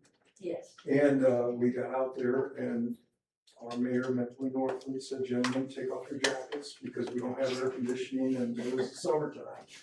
And I found it was really just unique and fun. I grew up in a town that had 400 people in it, so I know it seemed like home to me. And I've been there through the growth of all of that. And there's a reason why, and we can go into it in another day and another time, why all of the cities in Alachua County have grown geographically so much. And there's a big contest between Gainesville and those smaller cities. And it seems to me that you don't have that here. That's a very different dynamic. Yes. Politically. And so you're just in a very, very different scenario than what we have. Now we can borrow some things that have happened in Alachua, but this is in Alachua County. Yeah. Politically, geographically, it's a very, and what I found interesting about being a city attorney is that each city has its own dynamic, has its own personality, has its own way of doing business, and pay attention to those things and work within that dynamic. And I find it very interesting legal work. Thank you. So I have a question, your $4,000 a month fee. In addition to the other retainer services, you put that you provide annual ethics, sunshine law, and public records training sessions, and you provide new council member orientation sessions. What does those new council member orientation sessions consist of? I think that's an effective thing to do for your new council member. You work with the council member in that process. And to me, you have your town clerk, your public works folks, you know, you have that, for that new council member, this is what your city attorney office does. And when you, as a brand new commissioner, I know you've been on, it sounds like quite some time, you have a lot of history, but when you're brand new, and you've got a burning question, you got my cell phone number, I want you to call me, it's a weekend, I'm in court, it's 6 o'clock at night, and you have to be accessible to all of you, and especially a brand new commissioner. Okay, you may want to retract on that. That was my next question. Okay. So you said cooperate and communicate on a routine basis with city staff and elected officials. We've been in a predicament before because you said that, you're gonna get calls, morning, noon, day, and night. So in this $4,000 fee, are we gonna turn around and see in the next month where Councilmember Merrick's called me for 30 minutes, that's $150. Councilmember Harrell called me for an hour, that's $300. Or is this included, is there a stipulation on the amount of time or the communication, or is that included in the $4,000? That's all. Okay. So we do record the time for two purposes. One is we show you what we've done that month. And virtually in every city that we represent, we're over the retainer amount. If you're looking at our hourly rate, it goes, so we try to give you that because when you're evaluating us, you gotta evaluate us just like all your other employees. Did we give you $4,000 of service that month? And there's two things that happen. If we're under that number, come redoing the contract for the attorney when you're in your budget session, and we've only been giving you 1,000. I think it's gonna happen, I don't think. Well, let's just say we're only giving you $1,000 worth of service. Why are you going to be paying us $4,000? Now, if you're paying us $4,000 and you get $10,000 worth of service, that's and gonna play virtually out. every city, almost every city is in that scenario. And in the contract, we will have a 3% raise. Our objective is to stay on as your city attorney. We want to build with you. That's number one. We want to have longevity with you. And if we go up to $10,000 a month, you say, sorry, Scott, no, we can't afford that. I don't know what your budget is right now, but I can guarantee you, it can't go to that number. I'm certain. So you'll be saying goodbye to us. We get the 3% raise. And the next year, maybe we say, wait a minute, maybe we need to go up to 5, and this is a negotiated thing with Mr. Helfenberg. Well, we don't have any budget, Scott, to go to 5. We just can't. Okay, well, we're gonna keep on going, and we're gonna keep building, and our objective is to gain you as a client. That's really the bottom line. Will you be transparent with us, like monthly, to let us know, like, hey, you guys I'm charging $4,000 a month, and you got where we stand at with hours and things like this, we're at whatever amounts. Because it has been an issue in the past that we're just blindsided because of calls or extra, things that the attorney considered was extra outside of the retainer. Like, would you let us know and be transparent before, like, if you're gonna charge for something, like say, a council member calls you and it requires more time than what you are billing us for, will you just blindly bill us, or will you let us know, like, this is gonna be an additional charge and you're gonna be charged for it? Here's how we do it. We have what we call a 99 client number. Everything goes under that 99 million. And there's a special project going on that's a hot button issue, whatever it might be. I would call Mr. Helpenberger and say, Joe, we're at 10 hours. I'm thinking there's no end in sight. You know, we need to look at this and say, we need to work out a budget on this. This is really something that's growing and growing. And then we would have that conversation and he would say, we can't spend more than, I can spend this, but I can't spend more than that. Then it's like a purchase order. And he says, I think we can spend $2,000 extra on this particular issue. That comes before this board, and you say, Mr. Helpenberger, and I say, hey, we need additional attorney services for $2,000 because it's on XYZ project. And you all say, that's fine because we need it and we understand it and we can see transparency wise how that is costing us more money. So it's not a surprise that it's on the back tail end of it. Here's a bill for 2,000, pay it. That's not how it works. We're projecting that this is going to be a special project. This is what we think is the budget for it. Mr. Helfenberger and I have worked out what that special budget, what that special project budget is, and then it gets authorized by you. So that's how we do it. Okay. And, excuse me, I was under the impression that it's a flat 4,000 a month. It is. Flat So- 4,000, correct. I just wanted to verify, I just wanted to make sure. No, But- so how can 2,000 more be So, added to that? so let's say it's a project that is gonna take a lot of work and there's a time constraint and we have to put in more than 10 hours of work on this particular one project. Yes, Then we will come to you and say, hey, this is going to be some additional legal work here. We would work with your town clerk first and say, Joe, this is going to cost more than that. We're going outside. We're talking about going outside of the 4,000 cap budget. And then you say, no, yes, we'll work it out. So when you're talking about additional fees over the 4,000, it would fall in one of these categories under special services, and that would be identified up front.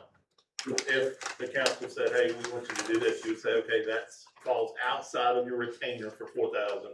That would be a special project, and we need to estimate the number of hours, and I'll let you know how much that would estimate out to be, and then if we get over 10, then I'll let you know, and then we'll go from there. That's exactly it. Right. That's right. that kind of leaves the door open, doesn't it?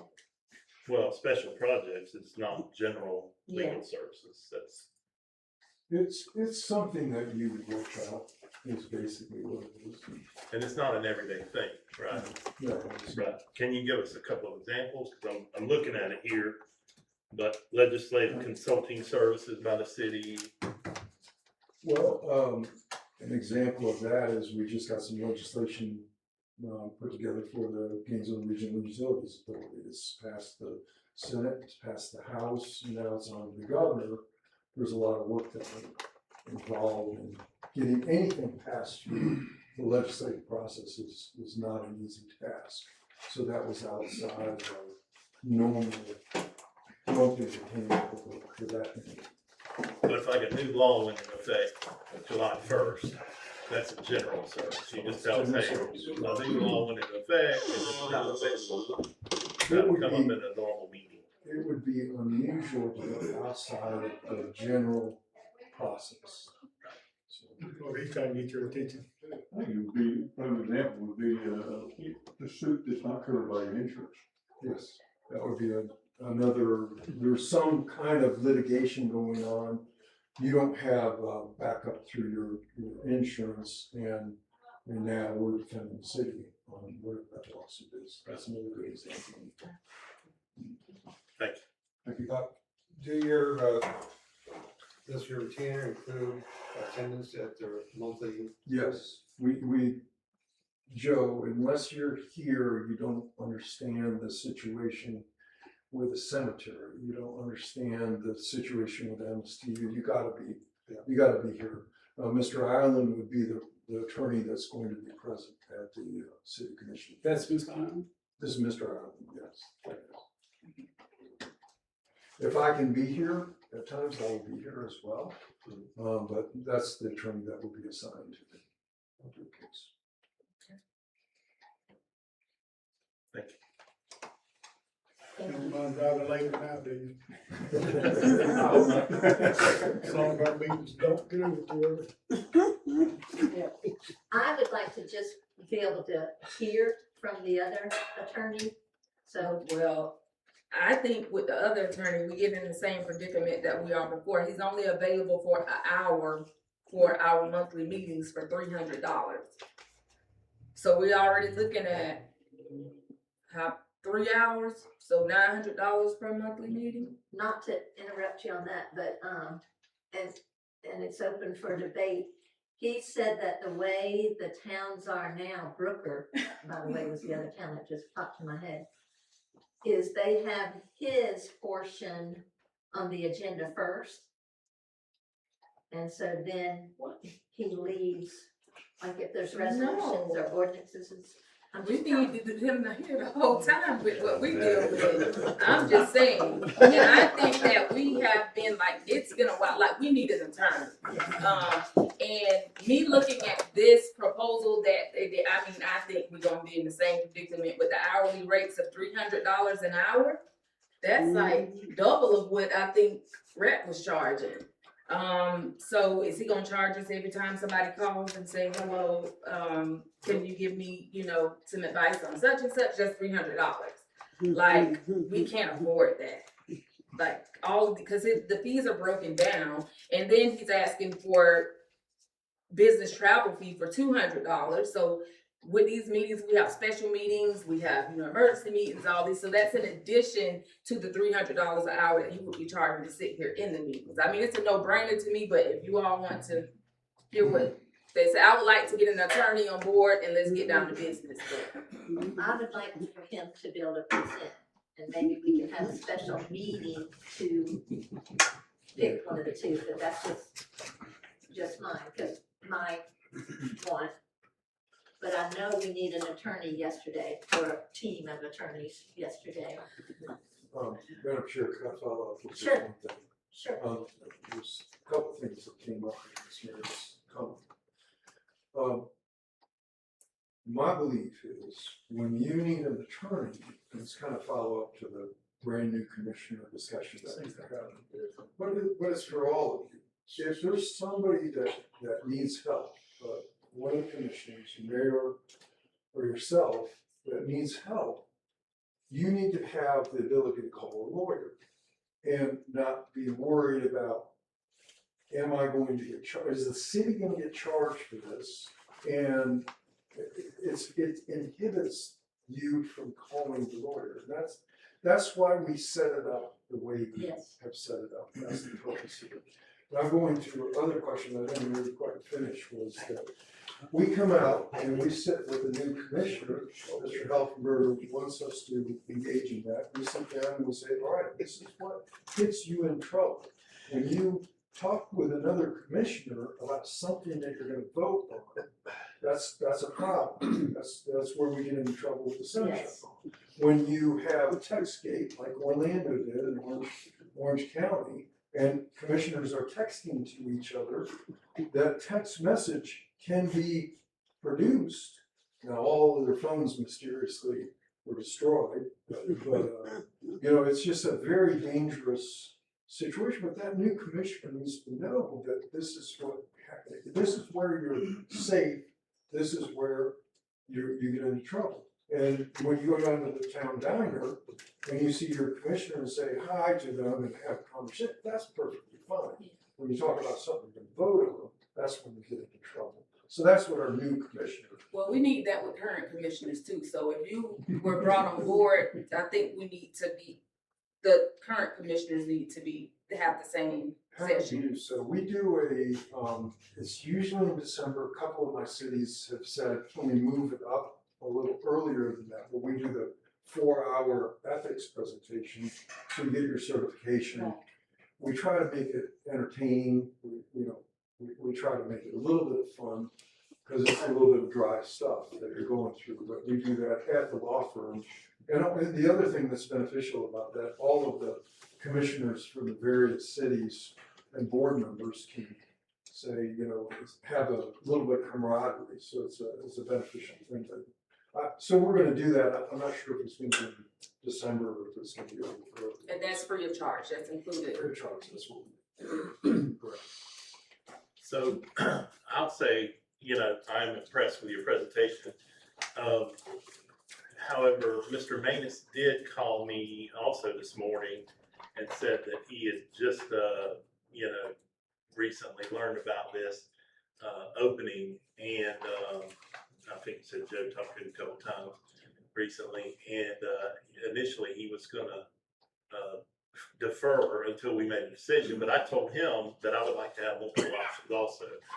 I actually called Mr. Ireland in Gainesville trying to get some more options, and he told me, was that yesterday or the day before? Last week sometime, time together. Just a couple days ago, and I said, hey, we got an opening, and he said, well, I'm with Foles Walker, we're coming Monday. So, you know, I'm very impressed. I like what I hear. I would personally like to see the proposal that, you know, applies to our town government structure, and that is the, you know, the language that the council as the policymaking body would be the ones to instruct you to do an ordinance or request that you come to a meeting. And when it comes to special meetings, you know, the mayor can call a special meeting or 2 council members. So it wouldn't even take the majority of council members to call a special meeting.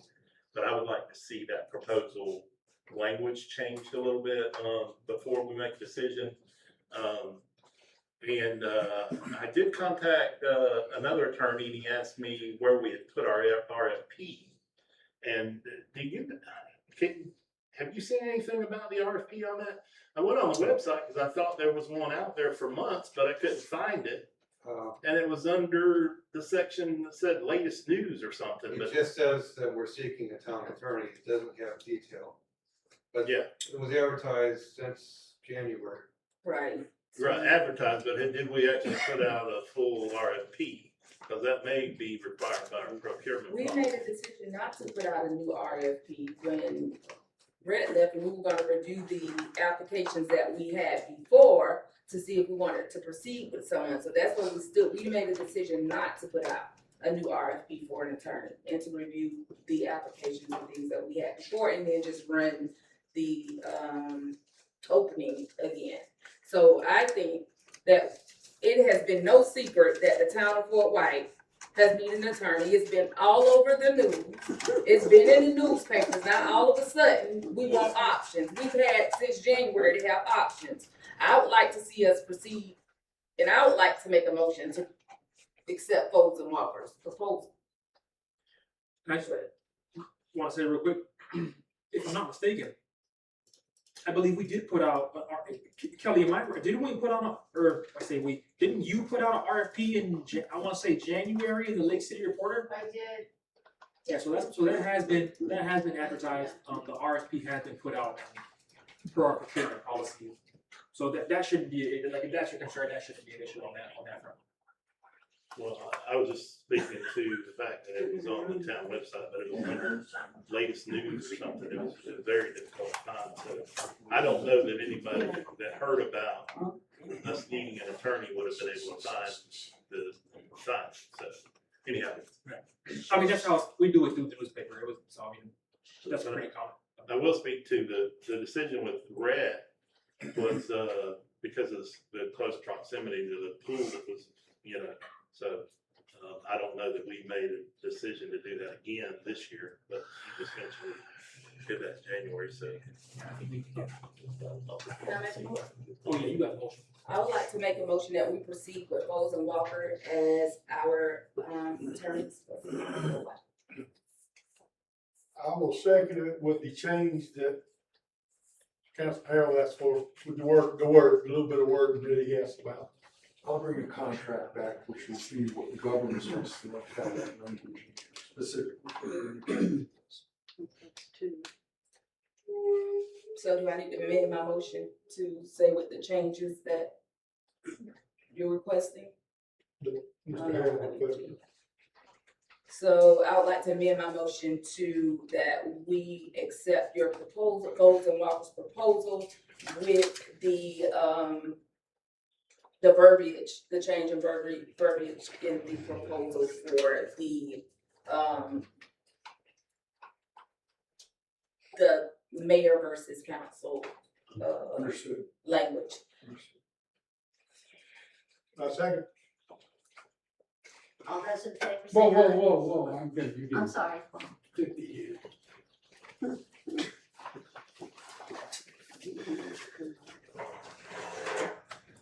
Thank you very much, Madam Presiding Officer, Philadelphia Columbia County Observer. There is nothing in the law, as you all know. A lot of the people in the Florida legislature and every legislature is going around to Washington, all attorneys. A lot of people call it the ABA mafia. There's nothing in the law that requires any government body to go out and put out an RFP or an RFQ for attorneys. You can hire whatever attorney you want, right? This is, you just, so, as you notice that the attorney that's making the presentation said correct. I would point out to you that if you're familiar with what went on in Lake City, with the Paul Dial and the severance pay, that one of the firms, now that attorney, Claymont, was of counsel of Fulton Walker, and they were partners with Robinson, Kennedy, and Kendrick, currently owns RKK.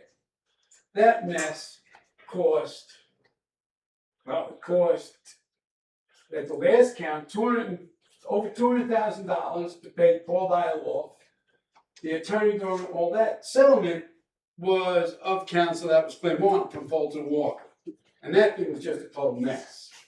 As a matter of fact, there was one point where Fulton Walker's attorney said he couldn't even comment on anything that's going on.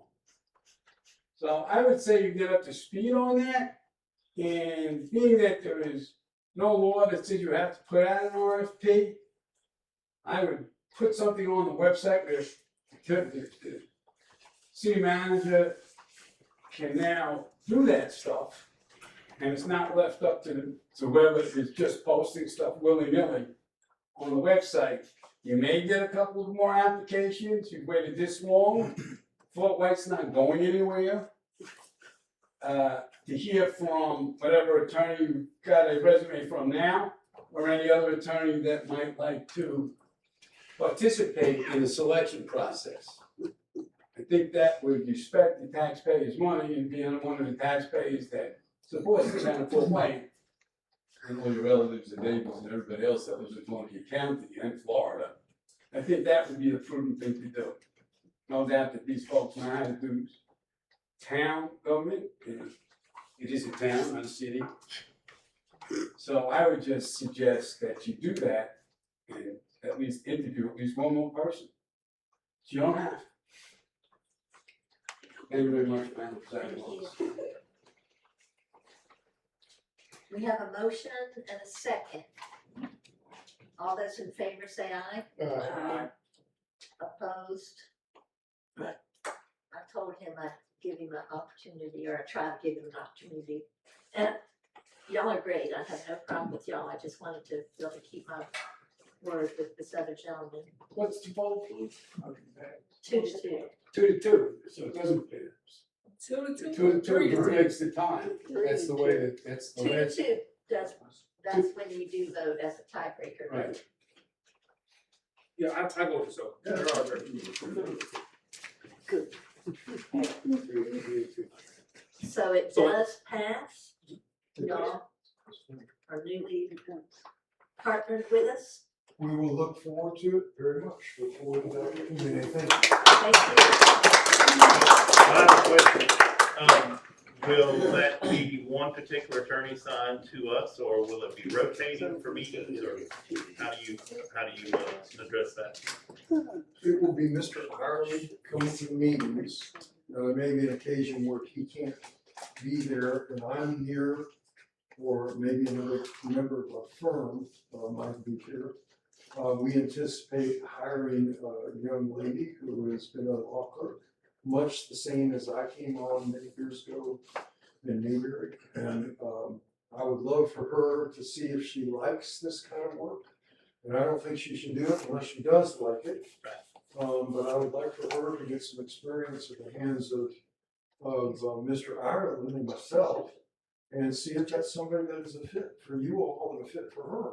And if that is, I'd like to give her some tutorage and see if that's gonna be something that can last 40 years for her. Absolutely. That's our plan. Thank you. Thank you. Welcome aboard. Thank you. What are we doing about a start date? Well, I mean, as quick as we can get going. Well, yeah, I guess as soon as they send their, Mr. Walker. You gotta approve the contract. Thanks, sir. Mr. Oh, yeah, yes, sir. Mr. Walton, go ahead. Question for you.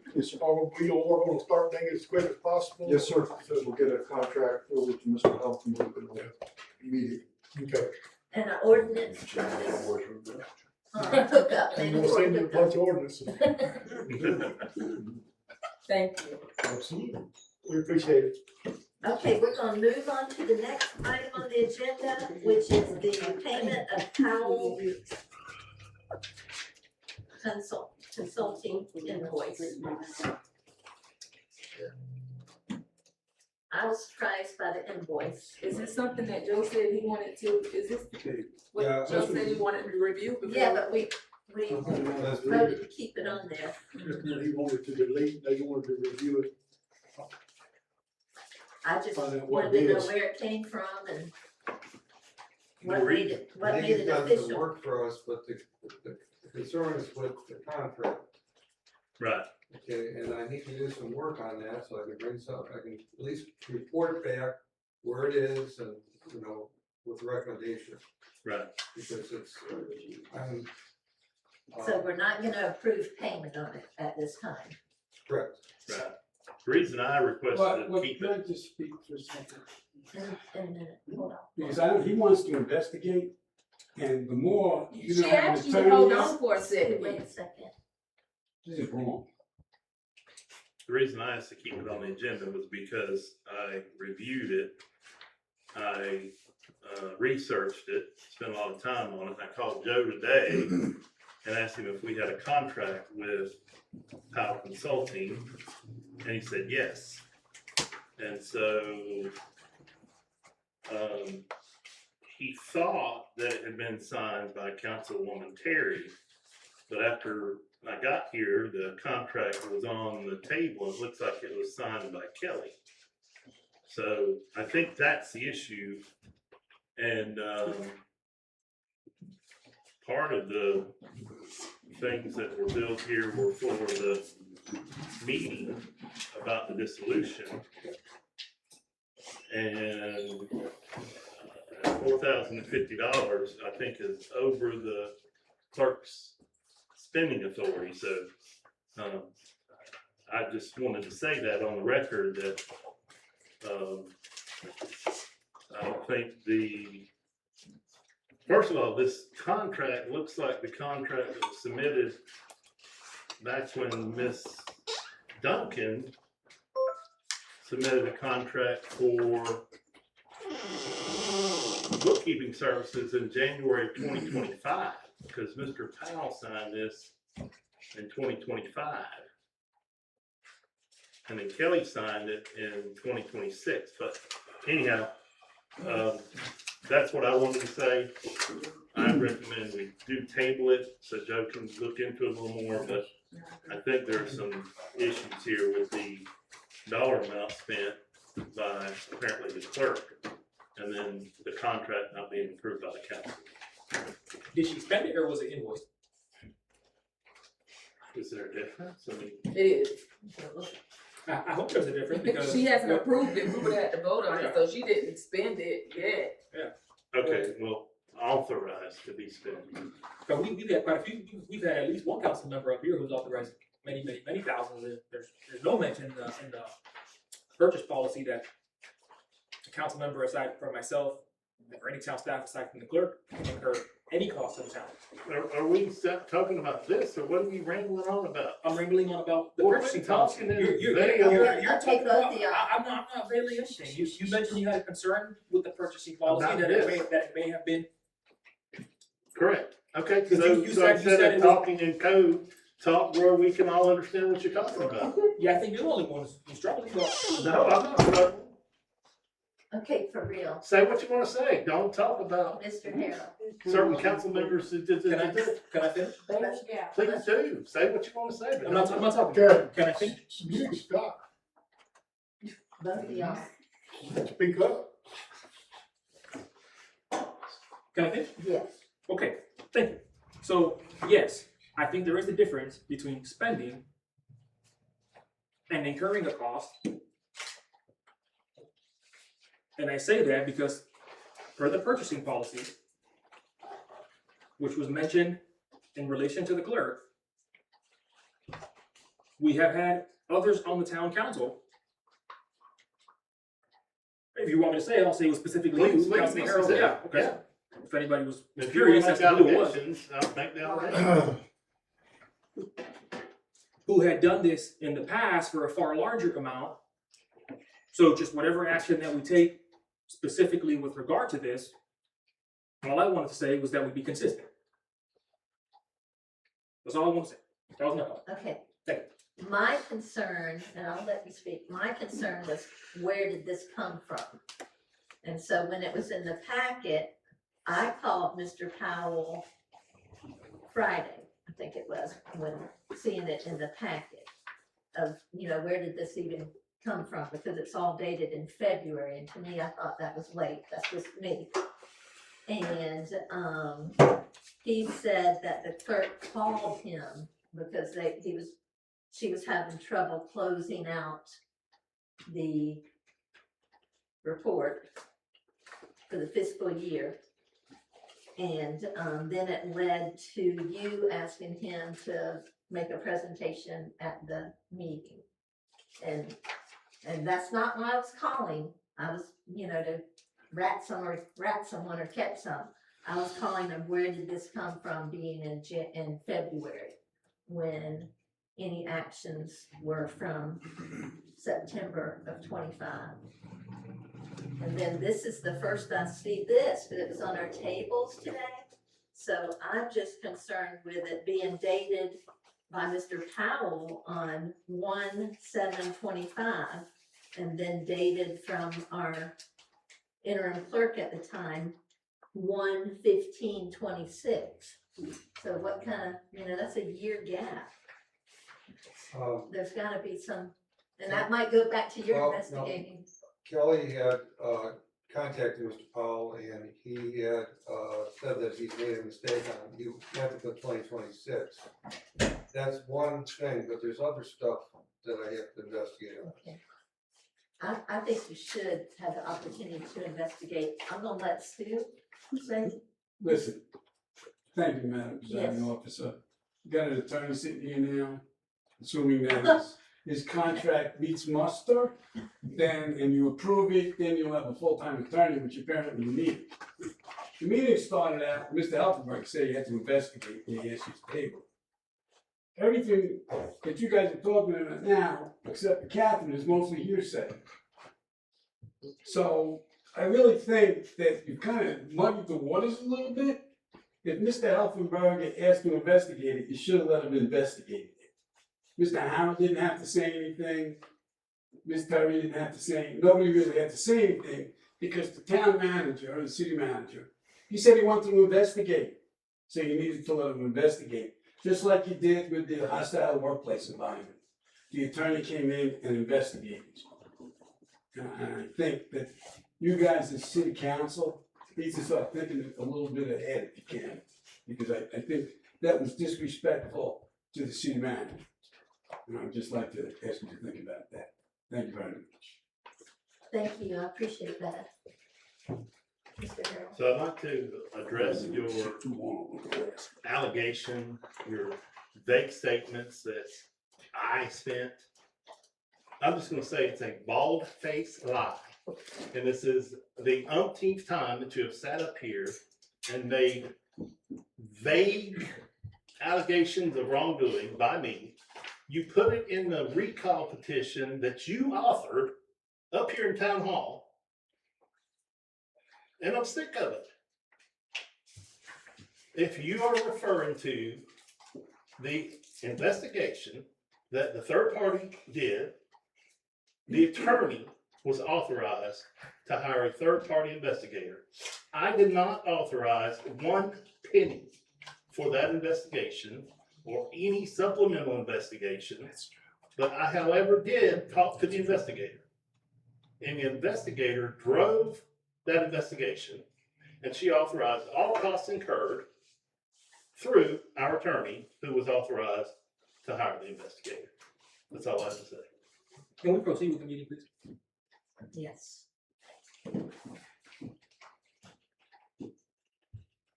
Are you sticking with it? I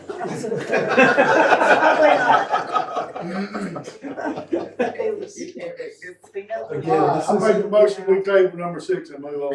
I second. Okay, number 7. All in favor? All in favor, I'm sorry. Aye. My mind is trying to blank out some of this stuff. Number 7, code enforcement. We have, Is that what we need, Mr. Gunner? Do we have enough? We have a little bit of presentation. Good evening, I'm sorry I didn't have a chance to introduce myself to Mr. Humphrey when I first came in. My name's Mike Savage. I'm the principal project manager, also a building code official for Wildan Engineering.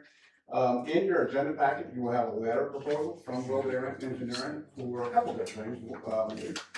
One is for consulting services to go over your ordinances and your policies and procedures on how you do code enforcement. And the other is for the use of a code enforcement officer. We actually have a code enforcement officer in this area who works for Wildan, who is available if the town, on an as-needed basis, if the town will need it. I think the heading of the agenda item is $75 per hour as-needed basis. And I'm here to take any questions that you may have. My immediate boss, Mr. Al Brady, was the one who submitted the proposal, but I'll be happy to answer any questions if you have any. So I noticed in your proposal that you guys can provide the vehicle as well for an additional $10 an hour. That's correct. Okay, that's a huge positive for us, because we don't have the budget to purchase another vehicle, so that's a big. They can have the one I'm driving, I'm ready for another. Yes, sir. So where y'all based out of?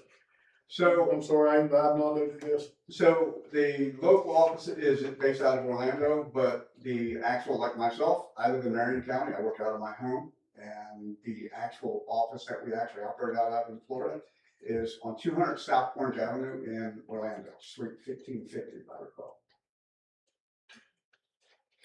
I've never actually been there. So would you recommend, before us proceeding with the hiring of an officer, that we review the ordinances and everything to make sure that everything is in place, like our codes and things are sufficient before an officer starts? So option, I'll call it option A, or the basic option, was to have a review of policy, procedures, inspection forms up to 50 hours, not to exceed $6,750. That would incorporate all of that. If you wanted a little bit of a deeper dive, it would go up to 300 hours in the proposal for $40,500. It's always advantageous. When I took over the Golden Fish jurisdiction in Central Florida, first thing I did was I jumped in and I started reviewing policy, procedures, forms, because your attorney, if he decides to keep the contract, as you just mentioned, will tell you that things change in legislature every year. We've been watching, I'm watching House Bill 803 right now. So you kind of have a two-way street. It's kind of how you want to do it. My recommendation would be to go with the basic option, because it's a much smaller option, but it still gets that job done. And then whoever it took, if you bring on Wildan as a code enforcement officer, or you bring your own code enforcement officer on, you've had an unbiased set of eyes to look at that and be able to figure out where that stands. We have a lot of people on staff who specialize in code enforcement. They can do a good job.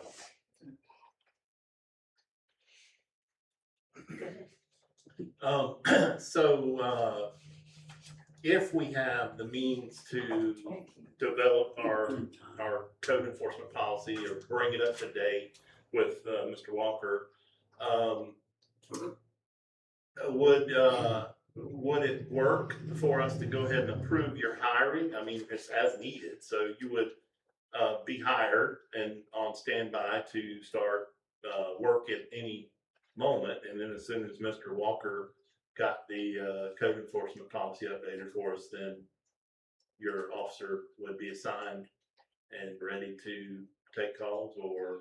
You could, and we do that quite a lot. We have contracts out there that are on an as-needed basis, and if they never call us, the contract sits there, it's just waiting. Suppose you have a natural disaster or a hurricane, and we have contracts with jurisdictions for hurricane assistance. We hope they never need us, but that contract is sitting there. It's staff augmentation. Right. And, what was I gonna say?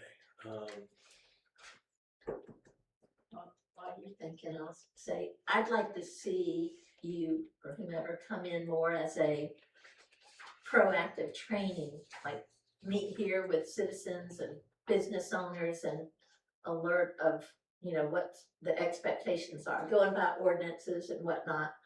But as our town grows, and you've sat here tonight and heard how the water's being changed, the sewage is coming, our town is anticipating growth. And I would rather just see everybody know how to deal with that growth, code enforcement wise, as it comes. Right. Does that make sense? It does. In my past life, before I came to work for Willdan, I was the building official and department director for a department of 94 people. I had an $18 million budget just for that department. And we did a lot of proactive approaches. Some are reactive, just to make sure the business, but we did a lot of proactive approaches. We did a lot of community outreach and a lot of citizen contact. So that would be something that I can certainly take back to the people who run the code enforcement side and let them know about that as well. I don't want you running around writing tickets or, you know, citations. In full disclosure, I'm a building official. I'm a licensed building code administrator in the state of Florida. I'm not the code enforcement guy, but I will relay that back to the powers that be. Go ahead, thank you. So the other question I was gonna ask you, so the person that would be assigned to us is currently doing the same service in High Springs, correct? That is correct. They are in Okay. High Springs doing the same service. And she's local. Right. And if you speak with the city manager there, like I have, because that's one of my accounts, they are very happy with the services that she is providing. Okay. She has great customer service skills, great people skills. Look, if you're a building code administrator or you're code enforcement, you need to have the people skills because you're going to deal with people who aren't always happy to see you. So you have to figure out how to figure out a commonality and work through problems together. It's not always about writing tickets. It's about figuring out a solution. No tickets. I have waived more fines and penalties than I've ever charged. Good. Just, I'd like to talk to people. That's somebody who wants to on a social butterfly. And probably a large percentage of the people just didn't even know they were violating the code. And that's why you work with them. Yeah.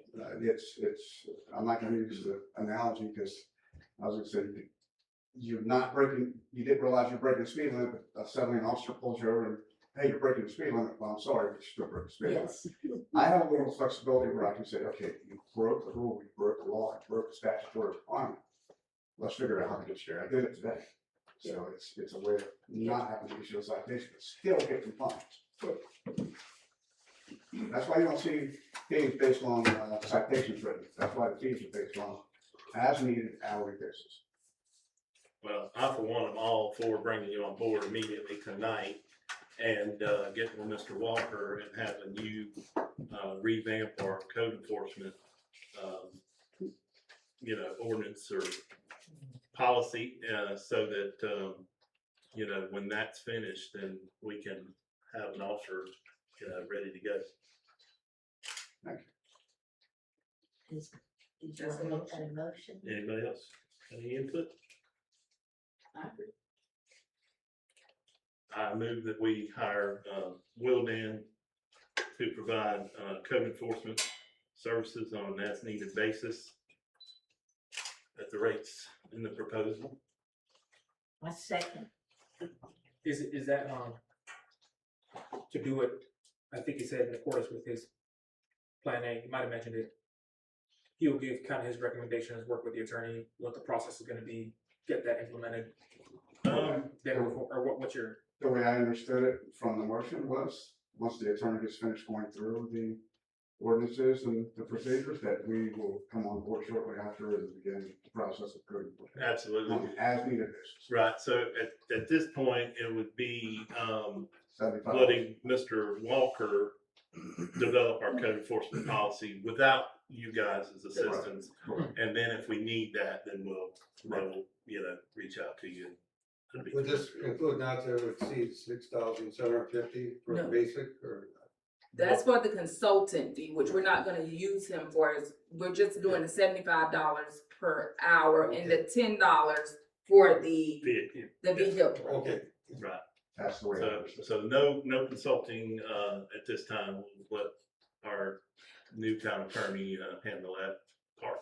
Is the vehicle, so it'd be $10 per hour added to the $75, or is it $10 for, how does that work? I'd have to read the proposal, but typically our vehicles are provided, but I will double check that in the proposal. Okay.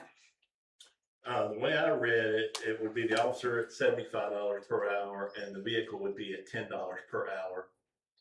And you guys would provide the insurance and, all that good stuff, so.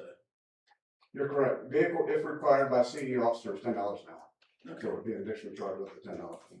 So, I'll repeat the motion. I move that we hire Wildan Consulting, to provide code enforcement services for the town of Fort White on an as-needed basis at the rate of $75 per hour for the officer and $10 per hour for the vehicle. Then we don't cover insurance, repairs, and none of that? No. It's $10 an hour, okay. I second that. You got a vehicle I can rent? Really, that's a great deal. So we've got a motion and a second. All those in favor say aye. Aye. Opposed? You're it. Thank you so Thank much. you. Looking forward to working with you. Yes, sir. Thank you. Welcome aboard. Okay. The next item on here is town charter update proposal by Civitech. Okay.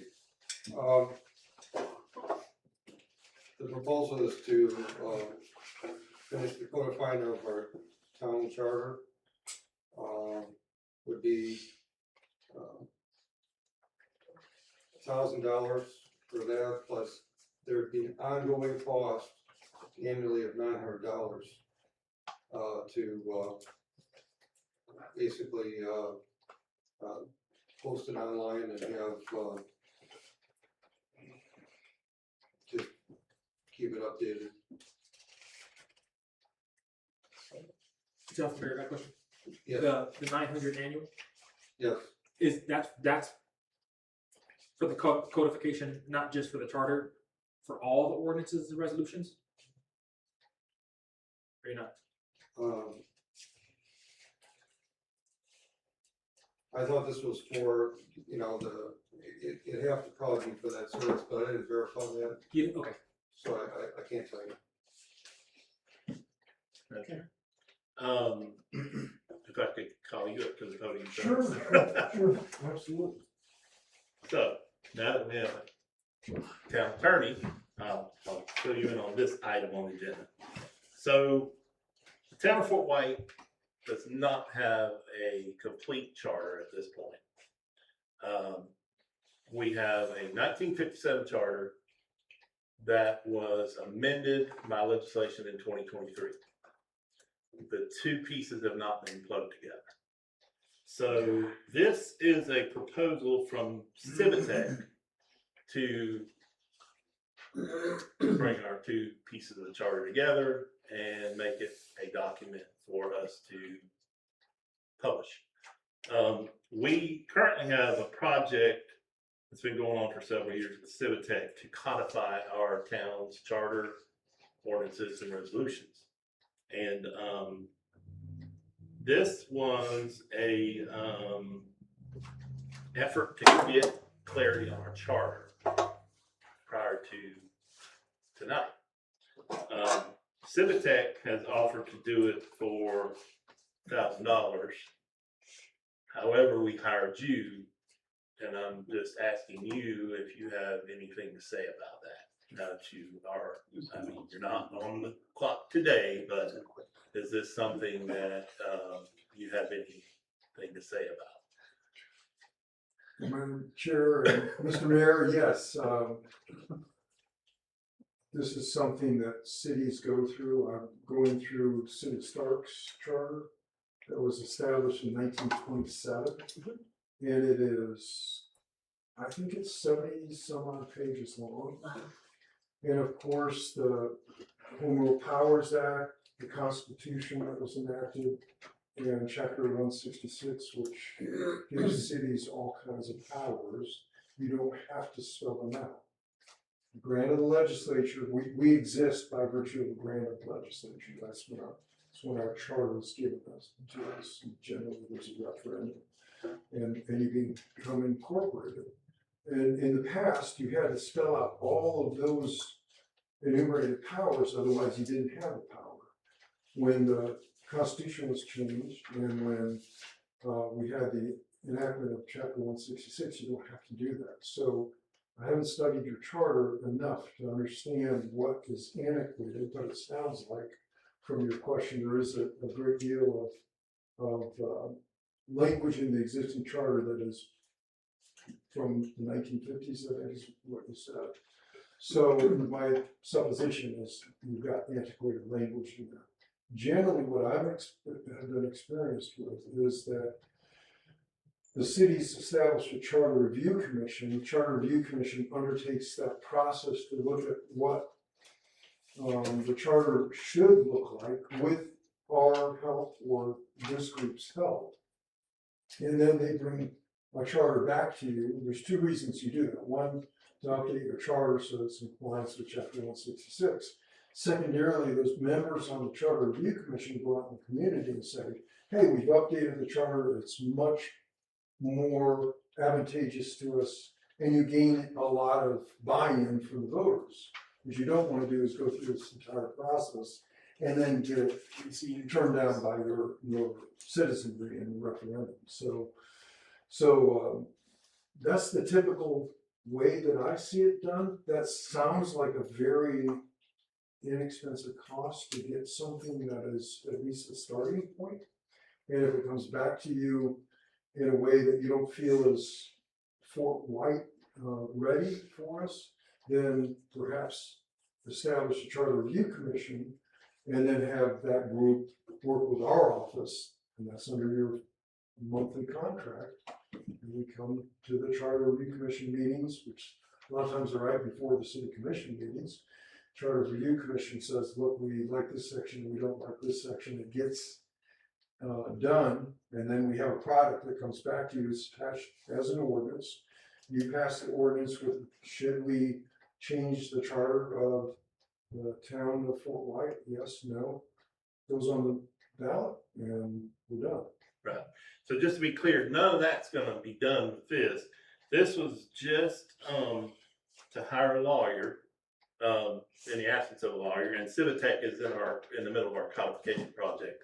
So they said that they could separate the charter from the codification project and go ahead and take our 1957 charter and look at the 2023 legislation, which amended it, and then merge the two, like eliminate language that was amended out and then add language that was amended in, and then give us a complete charter, because we've been operating without that from 2023. So you did say that was a pretty inexpensive fee.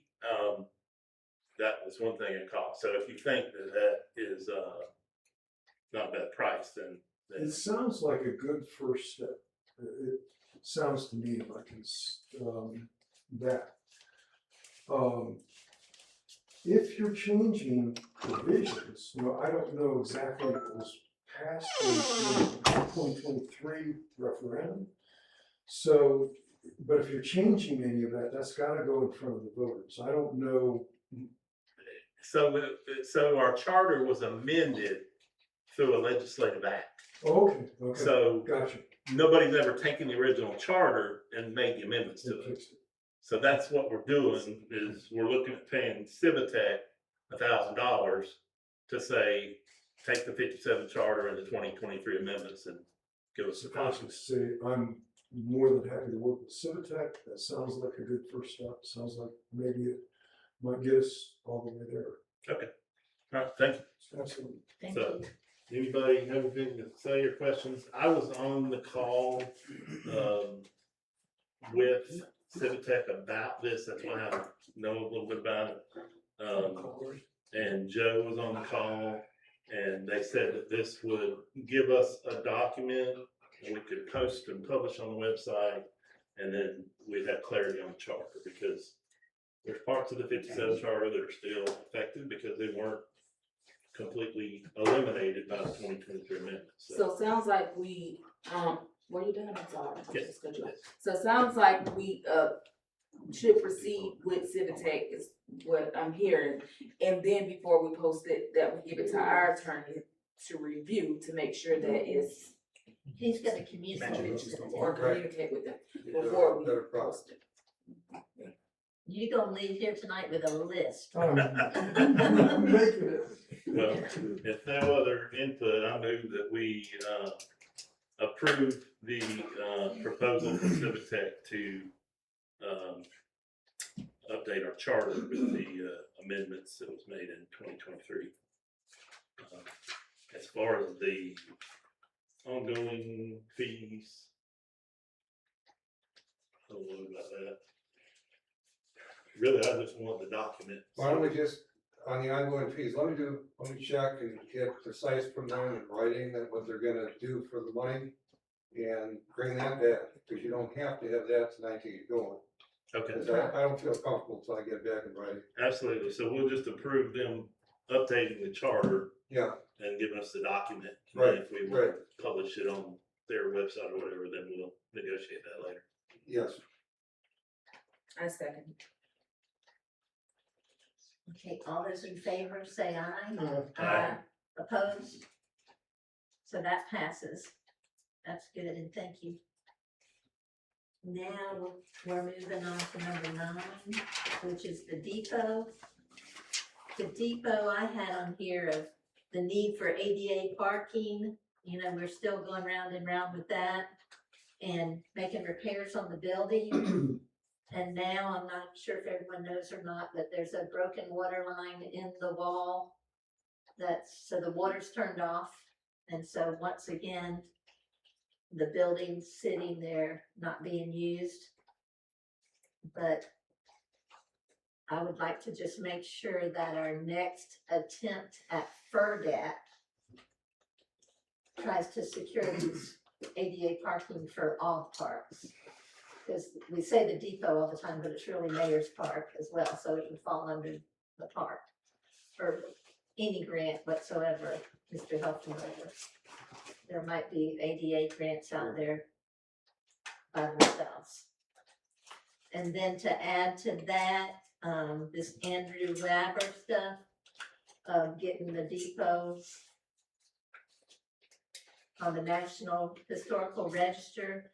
If y'all are comfortable with me going, I don't know that I'll have valuable input, but there's Kelly, do you know where those containers are of the documents of the depot? No, last I heard, you and Buster were taking care of that. Well, Earl was actually, but y'all might not even know this. When those pipes burst, there were boxes and boxes of valuable documents on the bottom of the closet floor that were just soaking wet. And Earl and I got those out, and Earl did a lot to help preserve those. Excuse me. And then through Kelly, I purchased some little plastic totes.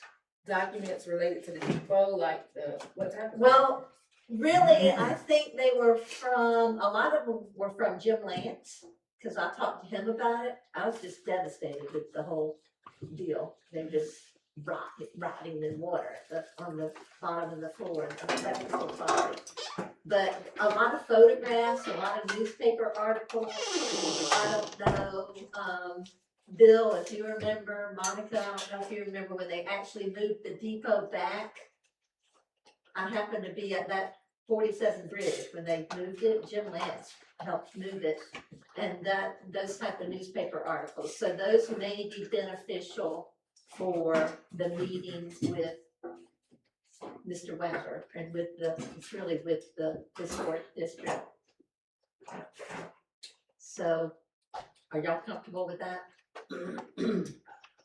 I would like to make a motion to approve Councilmember Catherine Terry to be representative for the depot at the meeting specified in this Florida Department of State notice for the historical meeting. I'll second. I have one thing to say, Okay. because I saw that whoever goes in addition to you going, do you know anyone who could go who could provide some historical insight? Because I read that they might ask questions like regarding that. Is there someone you could to give them like clarity on that or? I think I can do my research. Oh, And, okay. Yeah, and I think they were, what Andrew relayed to me via email, because we've been doing this back and forth, is they're concerned, their questions will primarily be about what changes have happened, like the bathroom has been added. And Andrew wanted to know if the floors were replaced or if they were just resurfaced. Cause Monica, have you been in the depot? So I have. Yeah. But I was gonna tell you, a good resource for that building and the questions that they're gonna ask Yeah. is Shannon Williams. Okay, She did all of the back end work for that before. that's what's in those boxes too. Yes, she did all of that. So Yeah. she'll let you know what they're gonna ask, what they're looking for, Yes. all of those things. Her and Dimitri did that Yes. years ago. And they weren't so, this is what Mr. Wagner said to me, it wasn't so much about that as it was the physical change. So again, and just to remind y'all that if it does get approved for the National Registry, then repairs, like if we replaced our window, for example, it's got to be a lot more it has to be specification. Specific Yeah. to remain historical. But it does open up another little area of grants for those things. And I spoke with Joe several times about it, and he made the point that it just would serve as an important status for the town of Fort White. That can one day really be a center of attention for Fort White, along with hopefully the fort as well. But I appreciate it. And did we vote? I'm sorry, did we vote? Yes, we did. Okay, Oh, we did not? Okay. I don't think. We didn't. Oh, no, I have a All question. Because All I those had in read favor? it. of me going, say aye. Aye. Opposed? Okay, good, thank you very much. Number 10, the agenda policy. I'll let someone else lead that if they, Joe, I think you have that on the clerk's report. Did you have some recommended changes for the Well, agenda preparation? I think with both Kelly and I here, you can probably go to 7 days instead of 14, and that may avoid the need for some special meetings occasionally. And there's a lot of things that are real helpful to get on the agenda, but you don't, you start working towards it, and you don't, sometimes they don't show up till just a couple days before the deadline or right after the deadline. Right. And with the 7 days, I think we can do it, but what I would suggest, 7 days for the cutoff for items to go on the agenda, and then like 4 days before we would post the agenda. That would give us 3 days to do this stuff. I think that's doable. I think that's what the original policy said, but since Kelly was in here by herself, we went with 14, so, I'm gonna do some tentative changes here on this, policy and change number 3. All agenda items are due by close of business 7 days before regular meetings. Late submissions after the above deadline are not allowed unless this policy is amended by the town council. Agenda and agenda packets be posted to the town website by close of business 4 days prior. I think 4 days prior for the, technically 4 days for the agenda, possibly 3 for the agenda packet if there's an item or 2 that's missing. I need to get in there. But the agenda itself, the 4 days should be very doable. Okay. And then, additions at the meeting is required, vote, council. One thing that I noticed, on the order of business, I think whenever I did this, I meant to put presentations up higher. And I think we talked about that. Where do you think it should be up on the agenda? Should it be moved up to after the approval of minutes? Before public comment? That was like the proclamation the mayor read. We want that done immediately. That's where I see that in a lot of other local governments. To get off, because you may have a, let's say, a Boy Scout troop or Girl Scout troop that comes in, 30 kids. You want them in and out, and they don't want to watch the rest of it. 30 seconds. Someone put that in there after the approval of the minutes. That'll be proclamations and presentations.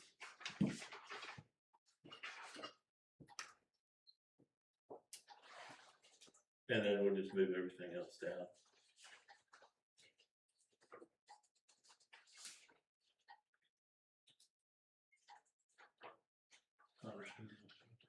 So, is that, anybody else have any recommendations? I was gonna ask, Mr. Walker, I don't know if you know, but, for like an agenda, typically how far in advance of the meeting should the completed agenda and agenda packet be posted? Like is 3 to 4 days, like standard? That is, You know, yes. so that's the thing. Oh, one question, sir. That was an easy one. And does the agenda packet necessarily have to be posted with the agenda, with the meeting Typically, notice? that is typically what is, it's in your, it's posted online, so people can look at that. So the packet and the agenda and the packet should go up together. That's what, Okay. that is the typical. Right, thank you.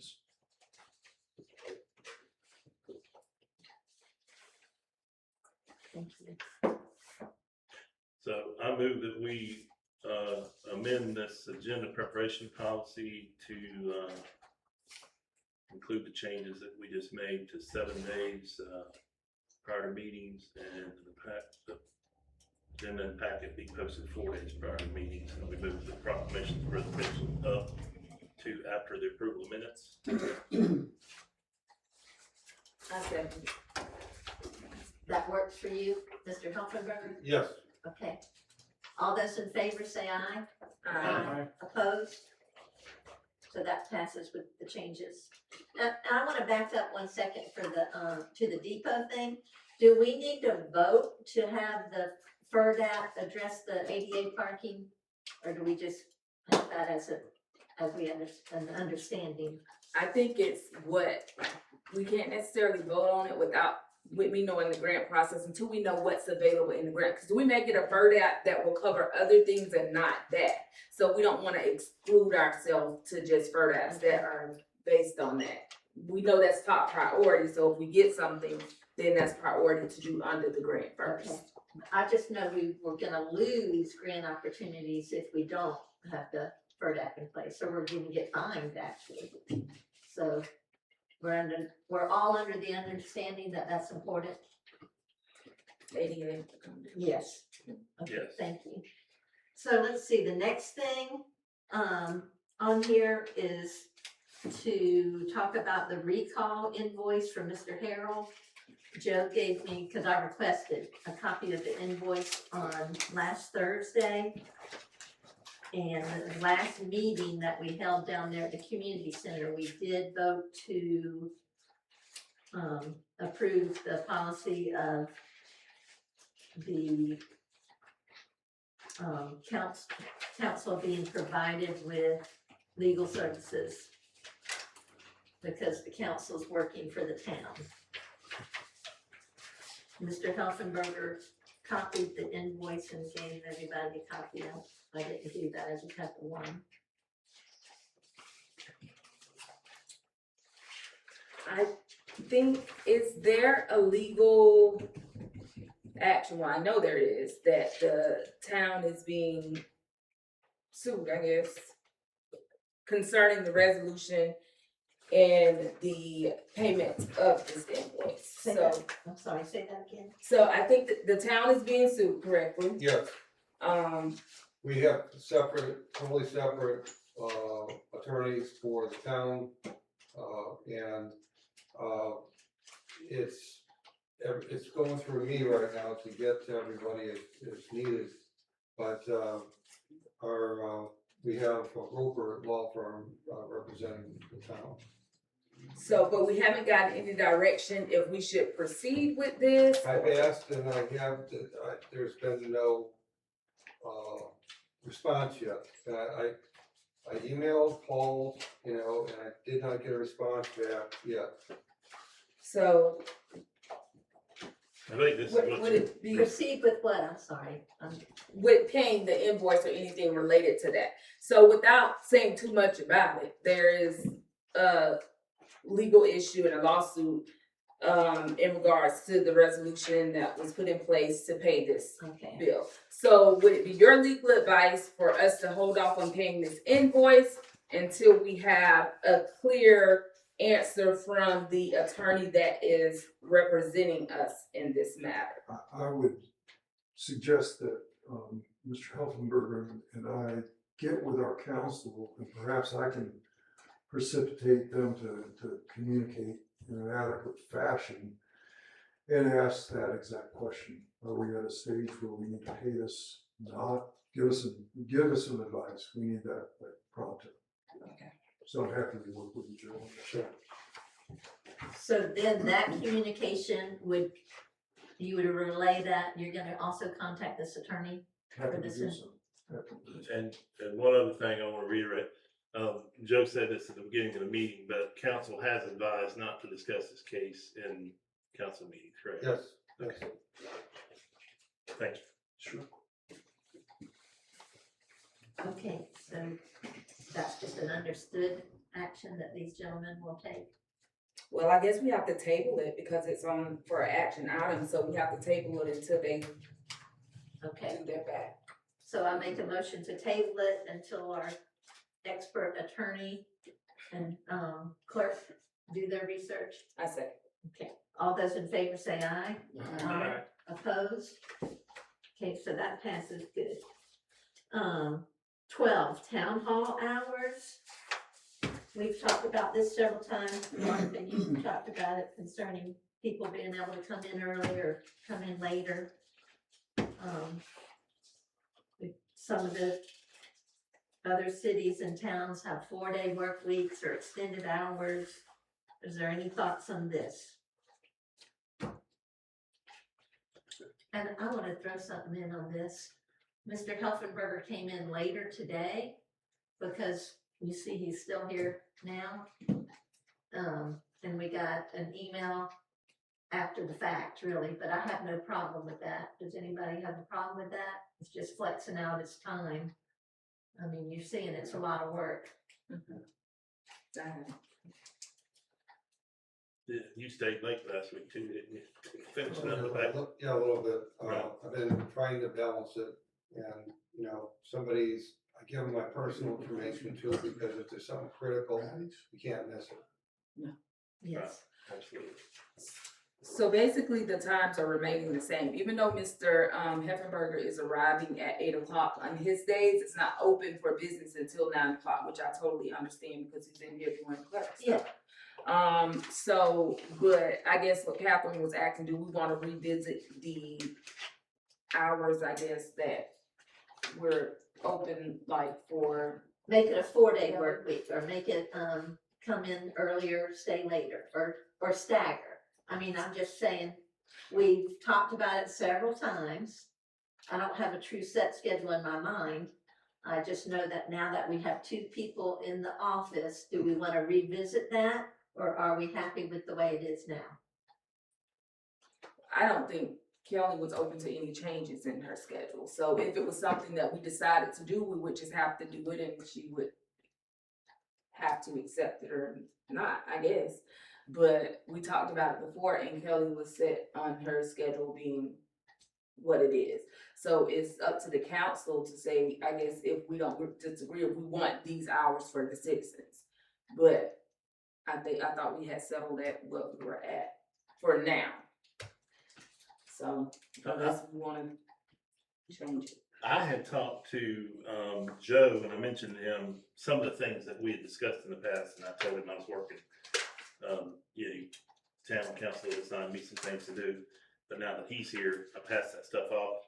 But I did discuss with him the possibility of going to a 4-day work week, which when you brought it up in the past, I wasn't really in favor of it. But when I started calling other municipalities like High Springs, even called Micanopy to talk to and they're all on a 4-day work week, but they offer hours beyond the normal 8 to 5 usually, and it goes to a 4-day work week.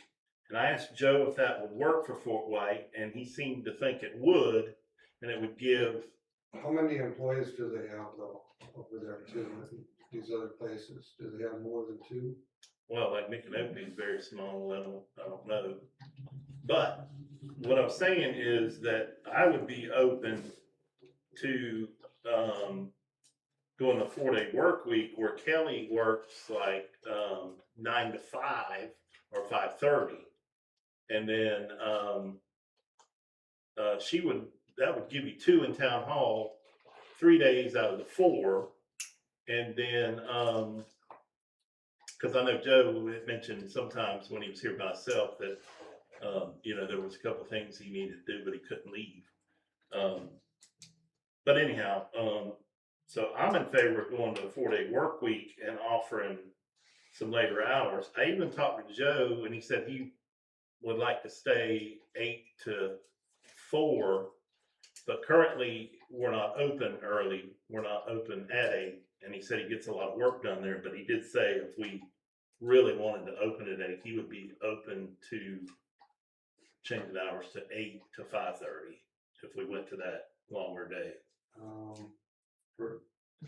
I think it's beneficial for him if he's here by himself and he's doing clerk stuff. I think we're getting more out of him doing clerk duties than assistant clerk duties. So that hour that he's here by himself, I think that his administration time. So, but with Kelly coming in, I don't see if it's from 9 to 5:30, it's okay with her coming in at 9 because you have the extra 5:30 that's outside of the business hours that people can come in.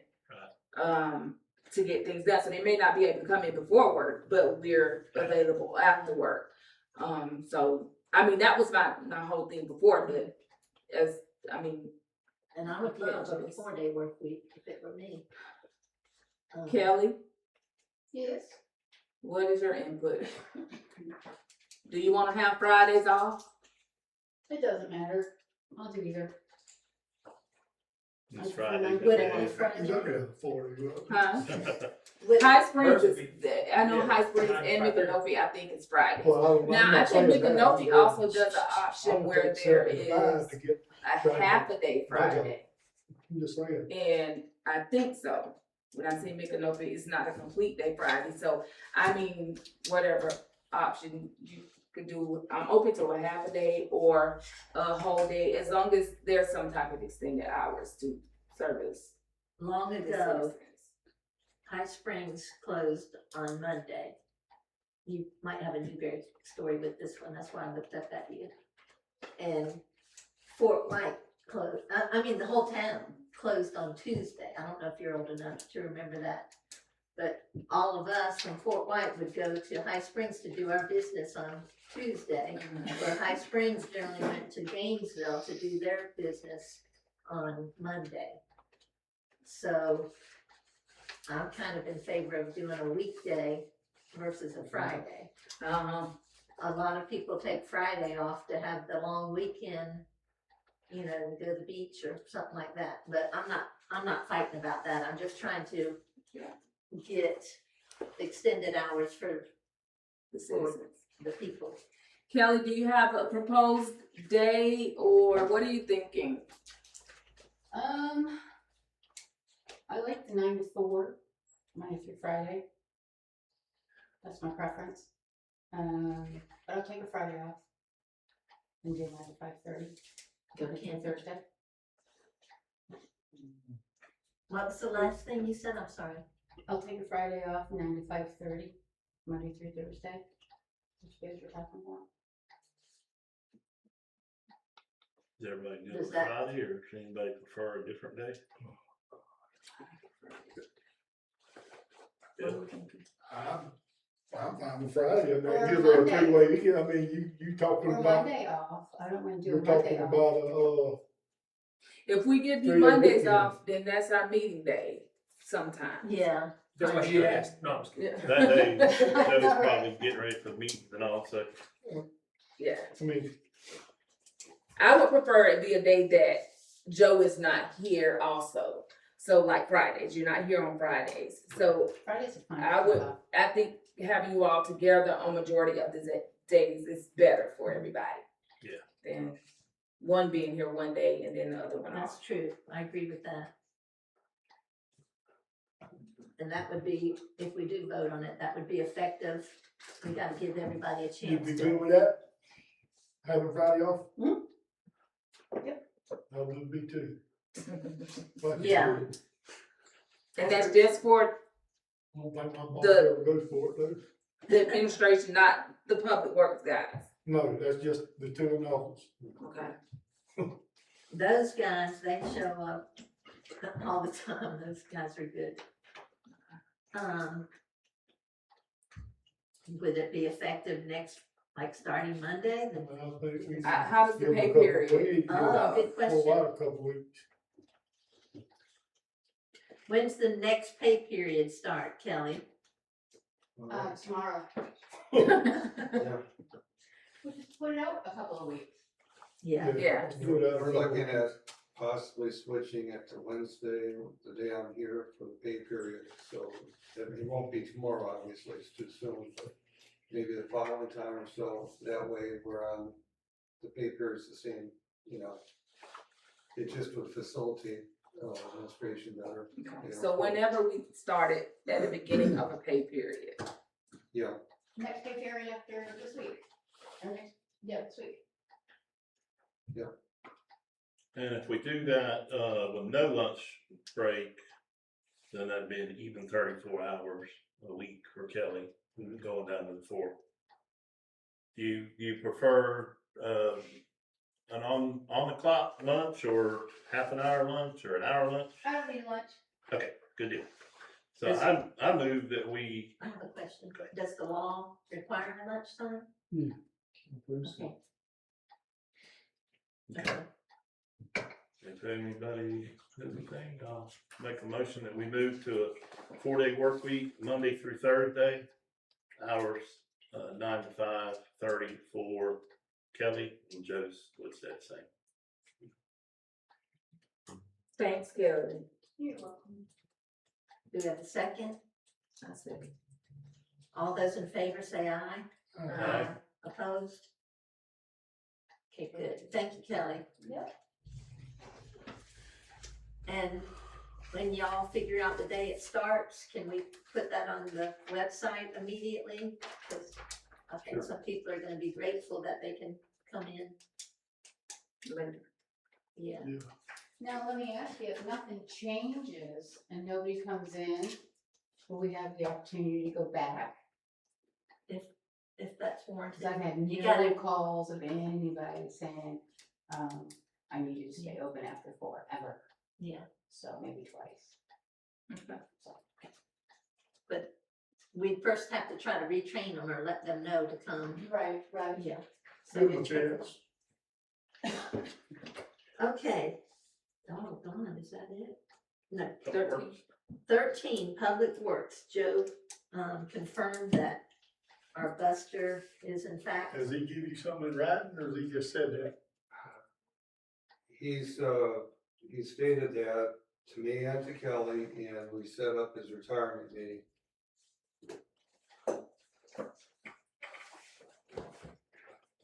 We'll obviously get something in writing before, though, because he's gotta do that anyway for qualifying for the retirement. How far in advance does he have to? Well, he had 2 week notice, so he basically gave it verbally, but he's gotta give it, you know, well, we'll get a letter from him. You know, otherwise it doesn't count. Okay. The town has a retirement plan? Yeah, he has, it's Aflac, I believe. Kelly, isn't that, Yeah, does he have anything else? Mm-hmm. He's got like, a retirement plan for 4 of the cities, I believe. Yeah. I know we authorize a payment, you know, for a pay period for that, so, once a month. And, so, and I believe he's the only one on it. he is. I didn't realize Aflac was that, I thought it was the accident insurance. So do we wanna, authorize Joe to go ahead and put together a job Yes, advertisement, and as soon as he gets that in writing from Buster, go ahead and authorize him to post the position? yes. As soon as he has it in writing, yeah. Right. I think he get it in writing first, because we've been in this situation before where it was told to somebody and then it was brought back. So I think officially get it in writing, and then we need to make the decision if we want it to overlap Buster's retirement so we can train the next person, Great. or do we just want it to be when Buster's gone, we bring in a new person and we train them according to the job description of how we want it done? Like, It might be a different job description, but I think it would be important to work with Buster. If only a week, and I'm not suggesting as little as a week, but you know, a week to 2 weeks, just to learn the, I don't wanna say the routine, but Buster's expertise. correct. Because Buster has been here a long time, and he could walk out there in the cemetery and tell you every plot in both cemeteries, Correct. you know. And I think a lot of what Buster has is memorized knowledge and Yes. legacy memory of things around here. So I don't know, in the interim of between his time of his notice and retiring, if Kelly or you could pick his brain for things that are not on paper that we'll probably have questions about. Like the legacy of the cemeteries, or where this is in the city, or the maybe fire hydrants, or what all these things that he has in his memory that we don't necessarily have on paper. You're exactly right. So yeah, so I think that's the next decision we need to make after we get the official notice to decide if we're gonna overlap it and for how long do we need to overlap it if needed, or we're just going to hire once he's gone. I mean, have somebody come in once he's gone. But I think the first step is getting it officially, an official written notice. But if he got it tomorrow, and I'm not saying, you know, you're retired, give me a letter. But if he inquired and got it tomorrow, then Joe could go ahead and do so do we need to make a vote on that, a motion and a vote? That once he receives the I official. think we just need to give direction. We can, on that. he's a clerk, we can just tell him it. Yeah. Just direction? Yeah. Yeah, I think so. Okay. I don't think we need to vote on that. Just ask them, say, hey, the council is saying, hey, they would like to see it in writing, and then then we'll move forward. Just so we can move forward. Right. Right. Cause he might, you know, he might say, actually, Right. you know, like, so. Does he have time built up? Oh, yeah, probably. So, Let me see what kind of time he's got built up too. right, well, that would have to be handled anyway, Right, regardless. right. Yeah. So we need to check on that too.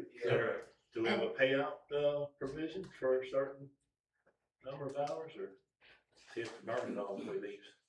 Do you know if he gets a payout, Well, or can, okay. I'd have to look at what his balance is, and I haven't done that yet, but. You can buy it. It is a policy.